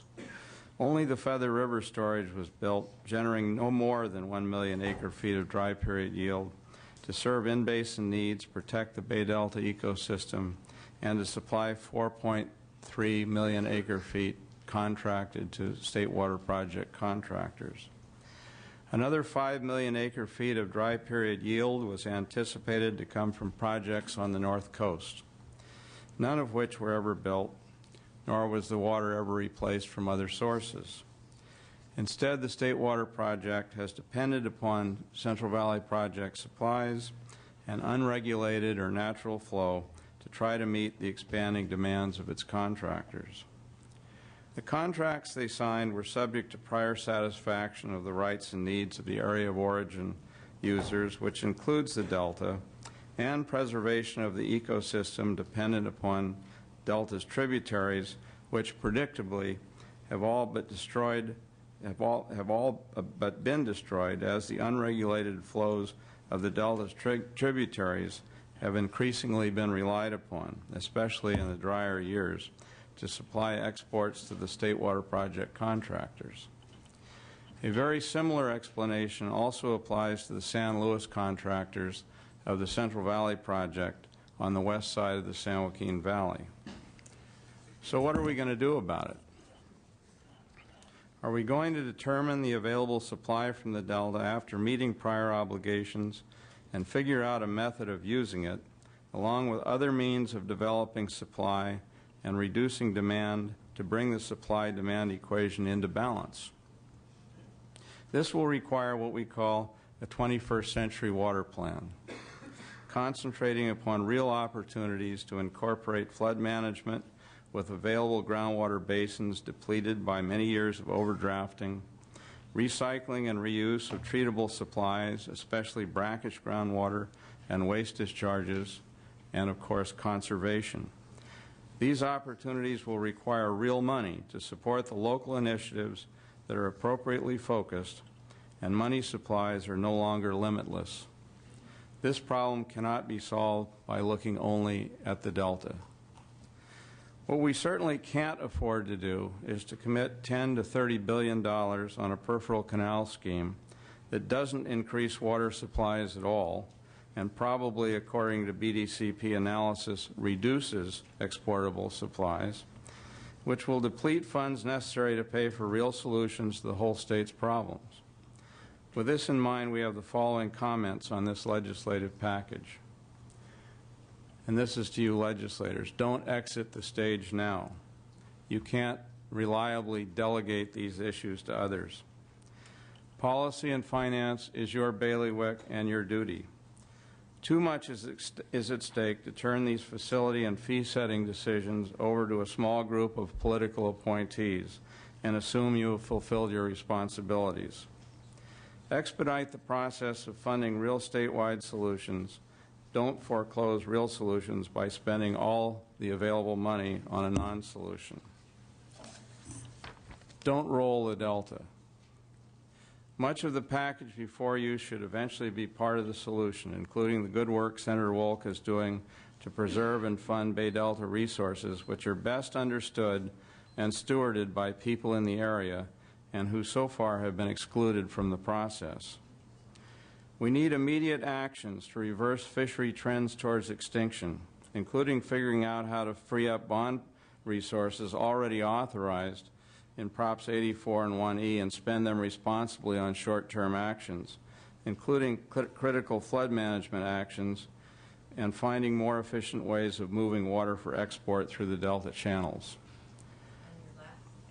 Yes, and this is really addressed probably to Alf, but I have a particular problem with recitals in both the Steinberg and Huffman proposals concerning private levies in the Delta. The proper reference is to non-project levies. These levees were originally constructed with public money supplied by the reclamation districts, which are public agencies, and continue to provide real benefits to the public, from maintaining the channels used to export waters across the Delta to protecting the vast infrastructure of public highways, aqueducts, power lines, ship channels, and railroads which crisscross the Delta and provide habitat for terrestrial wildlife and waterfowl that utilize the lands protected by these levees. Thank you very much for your attention. Speaker, before we open it up to a few members' questions, welcome. Thank you for coming. Thank you. Thank you, Madam Chair. Thank you, Mr. Chair and committee members. On behalf of Restore the Delta, a coalition of over 3,800 Delta residents, business leaders, civic organizations, community groups, faith-based communities, union locals, farmers, fishermen, and environmentalists, I want to thank you for inviting Restore the Delta to speak at today's hearing. While legislators and political leaders identify Restore the Delta as a grassroots group that solely represents Delta interests, we do have a second function in our mission which very often is overlooked. We are the group that serves as a bridge between the Delta and the environmental community. Consequently, a few weeks ago, Restore the Delta signed onto a new report with 22 other environmental organizations. The report, entitled California Water Solutions Now, by the Environmental Water Caucus, is in our estimation a game-changing report. It is based on multiple scientific and engineering studies, and it demonstrates how sustainable water management can provide the water needed to serve California's projected population, economy, and environment through 2050. I'm bringing this report to your attention as a way to frame my comments around the questions that the panelists have been asked to answer today. In regards to a Delta solution this year, Restore the Delta agrees with leaders that continuing with the status quo for managing our dying estuary is unacceptable. Rushing through the last 3 weeks of the legislative session to pass bills that could result in action forever altering the estuary's ecosystem and hydrology, all in order to feel good that something has been accomplished, could inadvertently, however, lead to the final death blow for the Delta if the wrong programs and facilities are set in place. What matters in terms of time for the legislature, and what we're looking for, is for the legislature to work diligently to find the right solution for the Delta and the most cost-effective and environmentally sound ways to address California's water needs. Can this be accomplished in 3 weeks? Probably not. But a series of solutions that once and for all can break Delta dependence on Delta exports can begin to be set in place, including groundwater cleanup, stormwater capture, recycling. This can be done by creating 2-year bills that the legislature can thoroughly enact. This leads to the second question: what are the most important issues that need to be addressed in the current drafts? While Restore the Delta has numerous concerns about the entire legislative package, we have a couple of themes that we're most concerned about. We are strongly concerned about the abdication of oversight by the legislature that would result from the adoption of SB 1 and AB 39. The language in SB 1 allows for the Delta Stewardship Council, which would have 7 members, the 4 appointed by the governor, the 1 by the Senate, the 1 by the Assembly, and only the 1 speaker or 1 position by the president of the Delta Protection Commission. In AB 39, early actions under the Delta Plan Act can proceed with just a quorum of that Delta Stewardship Council. Neither the council itself nor a quorum are defined in this bill. One early action of that council would be coming up with a finance strategy for developing the Delta Plan. Coming up with a strategy is all this bill says about how the plan will be paid for. In essence, what we see unfolding, if this legislation is enacted, is the creation of a plan by an identified quorum of a politicized council that will figure out how to pay for the implementation of the said plan. This is not transparent management of the Delta. This is a plan for potentially as few as 4 people controlling the state's most vital resource, water, without legislative or voter accountability. This is a plan for as potentially as few as 4 people to decide the fate of a region inhabited by 500,000 people behind levees, with an economy estimated to be worth over $5 billion annually. Specifically, an economy of fishing, farming, and recreation that is tied to delta water quality and quantity. This is also a potential blank check for those members to spend billions of dollars without oversight when they manage this resource. We remain strongly concerned about the process, the transparency, the costs, and abdication of oversight contained in these proposals. Another concern about AB 39 is that the bill makes it clear that maintaining the delta in its present form, as already said by Tom Zuckerman, is not the business of the state. The delta is referred to as evolving in this bill, but when you decide to go ahead and create a plan in which the economic and public values of delta agriculture can be changed, you're helping that evolution process. AB 39 includes a detailed discussion of flood control. At the outset, the bill says that landowners are not entitled to state funding.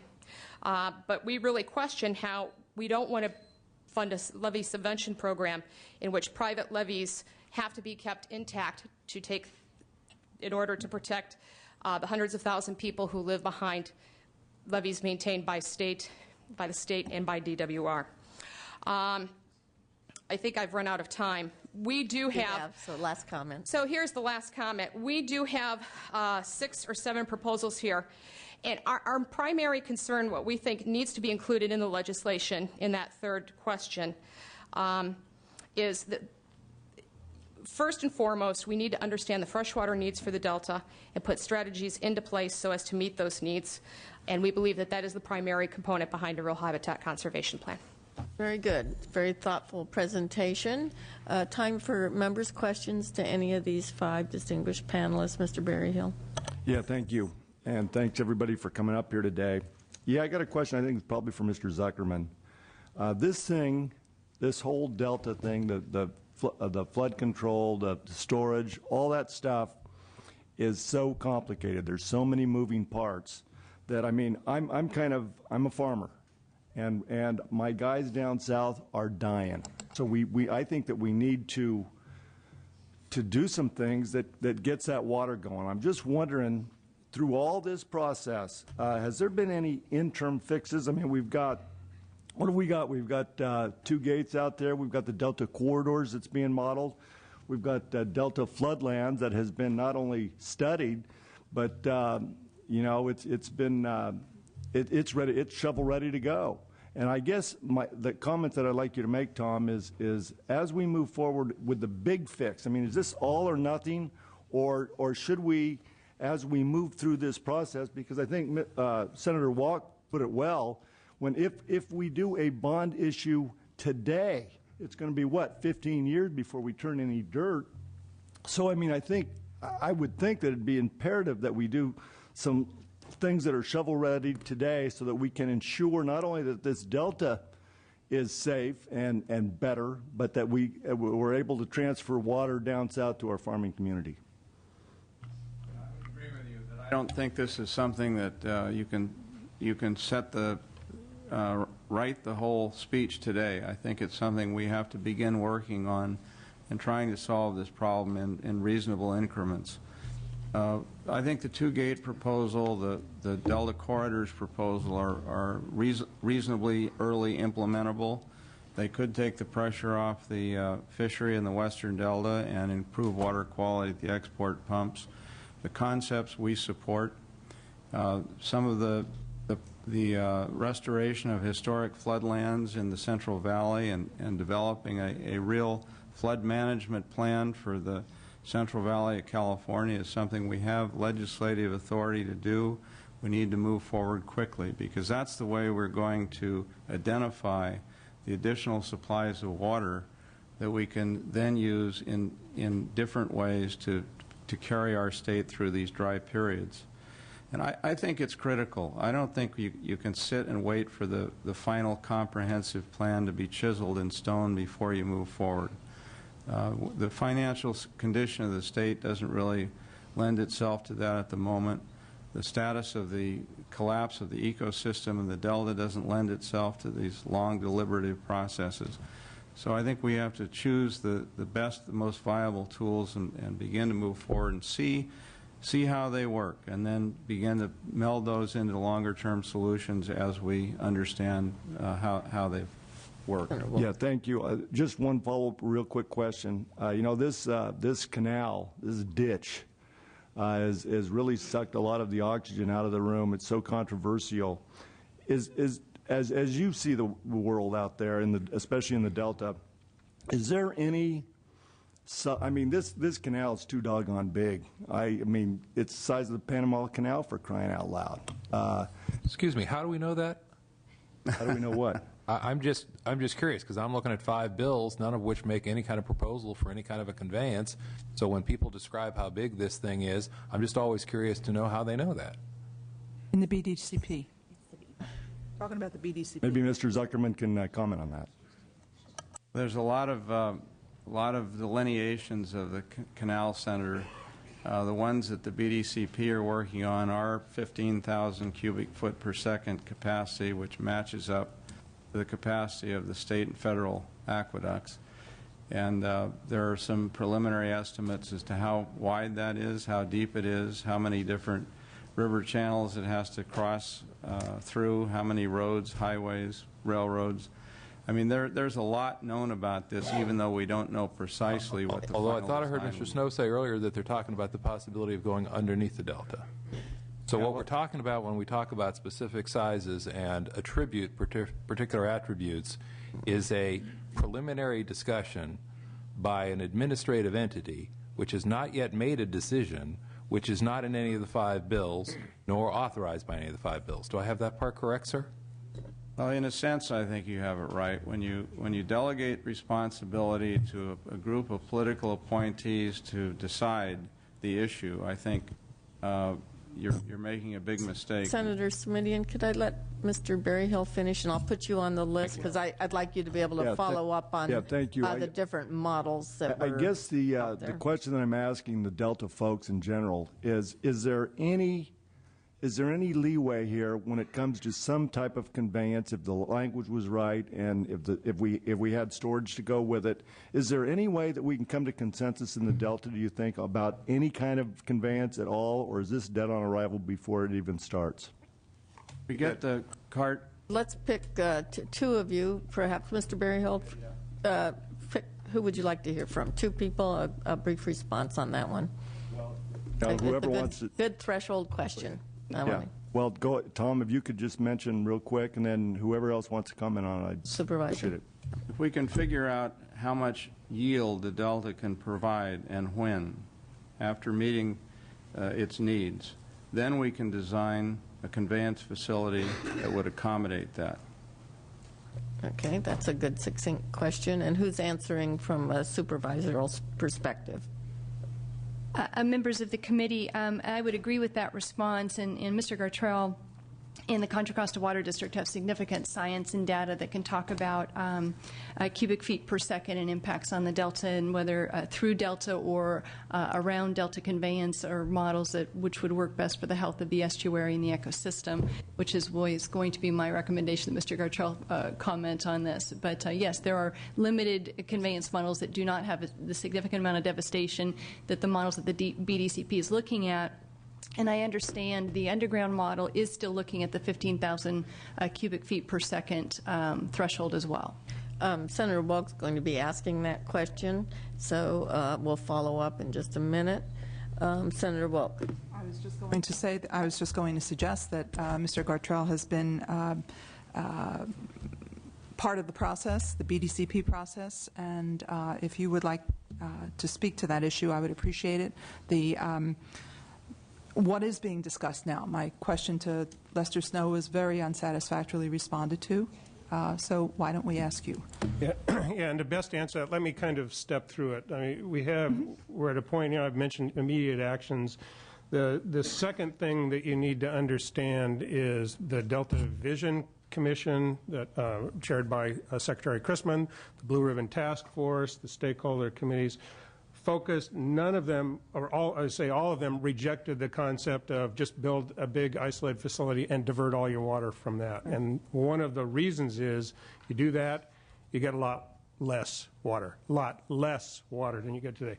If you had that facility in place today, 15,000 cubic feet per second or whatever size it was, the amount of water that would have been exported this year would have been half what is being exported. And the reason for that is you can't dry up the Sacramento River. And what the studies are focusing on now is how much water has to be left in the Sacramento River. And if you're only diverting out of the Sacramento River, whatever goes by is gone. You don't get any water out of the San Joaquin River. You don't get any water out of the east side streams. So fundamental to all of this is a continuation of what's called dual at minimum. But you have to have a viable and robust through Delta system for any scenario. And that's something that we believe, and as mentioned, the Delta corridors, there's some things that can be worked on now in ways that are reversible and moving forward. Now, what the studies, not our studies, we have confirmed these, but what the BDCP studies, the Bay Delta Conservation Plan studies have shown is that whether it's 15,000 cubic feet per second or 10,000 cubic feet per second, you can't tell the difference between those two in terms of water yield. It's identical. 5,000 cubic feet per second, it's a little bit less, about 5, not even 10%, but about 5 or 10% less. It depends a lot on what you put in your rules for taking water out of the South Delta. We know that you can take modest amounts. They did that for years out of the South Delta without harm to the fisheries. And when you go to those kind of levels, you can put in fish screens, you can make modifications that make it even safer. What our concern was that they're heading down the road of not looking at a robust through Delta system, which they will need. We keep getting promises that that's going to get looked at, but so far it hasn't. We did get a breakthrough in this Chapter 3 that Lester referred to. We got a footnote that said we're going to look at tunnels, pipelines in different sizes. But that is, to me, that's big because up to that point, we're just going to go down to 15,000 cubic foot per minute. We don't think, I mean, I've been accused in the press of, and misrepresented what I had said, of knowing the right answer. I've never said that, but I do know the wrong answers, and they're Correct. fairly obvious. My question, very good. When you, has the issue of cost been part of your BDCP discussions? No, not yet. It has initially. There were some cost estimates. Though, if you look at them, you have to take them apart carefully. They're in $2007. Anybody got a $2007? I don't. Those, we've had a little bit of change in costs since then. In construction costs, they might even be less right now if you get it under today's environment. I don't know what it's going to be 10 or 15 years from now. And has there been discussion of the minimal flows that are essential for the survival of the Delta? Those discussions are going on, though they are not settled. And the numbers that I have picked and used on are ones kind of in the middle, not the ones on one end or the other. So. Has there been any discussion of cost-effective alternatives, for example, to major infrastructure, such as a canal or dual conveyance, such as increased conservation, cleaning up groundwater elsewhere, increased recycling to reduce the amount of water that comes out of the Delta? Those are things that are yet to be done, and that has been our concern, that they need to be done and done early so you have the big picture early on and not get locked in on something that turns out to be wrong in the end. Is there an assumption that the amount of water that is pumped from the Delta will increase or decrease? Right now it's looking like what the projects got in the past is pretty much all they'll get in the future. Nothing really shows a big significant increase. There are a number of scenarios that show less. If you get into a situation where you're stuck just taking water out of a peripheral canal, it's going to be a lot less, a very much lot less. And that's why I think that if you're thinking in terms of 50 or 100 years, you have time to transition into that. You don't have time to deal with that right now. We're in the kind of situation right now where we're in a terrible situation on average years. We're in a terrible situation on wet years, can't refill reservoirs, and even worse situation in dry years. So what we have now is very much worse than where the projects were a couple of years ago. That is not sustainable either. May I add something on this? Thank you. Please. If Senator Wolk recognizes you, you can just... Well, I'm Mike McGowan from just a little county. We've heard from more than one person now, more than one expert talk this morning about how little they know and obviously this entire body of state legislators does not know how much water we're talking about. So if you want to know why the counties are very interested and concerned and want to be at the table significantly and are very concerned about what the impacts of any of these things are, you just have to reflect on, no disrespect, but the lack of certainty at all, or even good guessing, as to how much water has to go down the river for it to remain healthy, and how much water is needed to go outside the river system to go south. Those things have to reconcile, or else it won't work. And just saying, trust me, we'll work it out, is totally and completely insufficient and unacceptable for the people who live in the Delta. We need answers so that we can respond to them, so that we won't be left in the wake of this great policy debate. Senator Wilk says you've probably summed that up quite well. All right. I wanted to thank Mr. Gartrell for his analysis. You know that the governor sent us a letter this morning that says basically, and the testimony here was that he considered much in our package to be impediments to the BDCPs moving forward. I don't want to put you on the spot, but I'd like to know what you think about whether there are things in this package that would be an impediment to the getting to the heart of the BDCP issue. Yeah, there are things in the bills that I mentioned that need to be cleaned up. That are definitely, there are areas in there where I can see that those who were thinking about one path would have to change and adjust to those. We have to be careful, and we do have a concern about this, that you could set up a system that just adds a couple of more layers of bureaucracy and opportunities to say no. And it's not easy. I can tell you, I've done projects for 20 years in the Delta with Contra Costa Water District. It is not easy getting a permit to do anything, no matter how small or little it is. Just getting a fish screen built is a lot of permit work. So I can see the concern there that this could add impediments. I think that's where, as we said, we need checks and balances on every area to make sure that you're not setting up a system that just says no, and the last projects that have ever been built have been built, and that's it. But on that point, we heard some very careful language from the administration witness who said that, I believe, right now the plan is still to complete BDCP by the end of the year. It's very qualified. I have met with people involved in that planning process from just about every perspective, and hearing your testimony and the good points raised by this panel, I think this idea that that plan is on the verge of completion or in the ninth inning, as somebody said, and that the safeguards and requirements that we're talking about in this package of legislation will somehow prevent that ambitious schedule from finishing is frankly not credible. This plan is not even close to done, and I think there's an opportunity here to do the good policy work we're trying to do and make it complementary with the reality check that's coming for BDCP. All right. Ms. Yamada, did you still Yes, thank you. And Mr. Simonian, did you still wish to be our last? Well, I'll let him go last because I think I've been pretty patient. Okay. Thank you. If I may, I just wanted to, again, also echo what Senator Wilk said earlier to the earlier panel, and that is that I think the inclusion of this group in our discussions today speaks to what I spoke of a little earlier about nothing about us without us. I don't think I heard any of you say in your testimony that you weren't willing to be part of the discussion or even part of the shared sacrifice.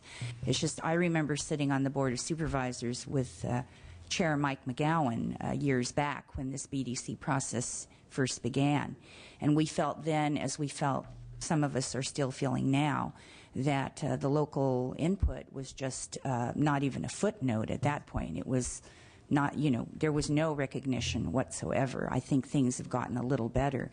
But, just hearing also what Senator Simonian referred to, even though there's nothing in these bills that speaks to the peripheral canal or, it doesn't matter what is printed as much as how people are feeling. And I think that the fact that the Delta communities have not felt included really at all and have really had to resort to a lot of other activities in order to make that point. The Million Boat Float as a concept, whether or not there were 1 million boats or not. It's just reflective of the fact that, you know, the local voices continue to be discounted. And I think that that is, again, what Senator Wolk's position and my position need to continue to be, not to say we don't feel a part of the 38 million people in California, but that this very vital part of this discussion must be elevated and respected. And so I just want to thank you all for all the efforts that have been made to date and the efforts that will continue as we try to wrestle through and make this a good package for all of us. Well, thank So you. thank you. Senator Simitian, last comment or question, please. You know, I'm trying to think how I can be most persuasive in making my point of view heard, and I think I've come upon it, which is to say, I'll pass on any further remarks at this time. Good for you. Any other questions? We're going to come back at 1:15 and pick up on the agricultural community perspectives. Thank you, panelists.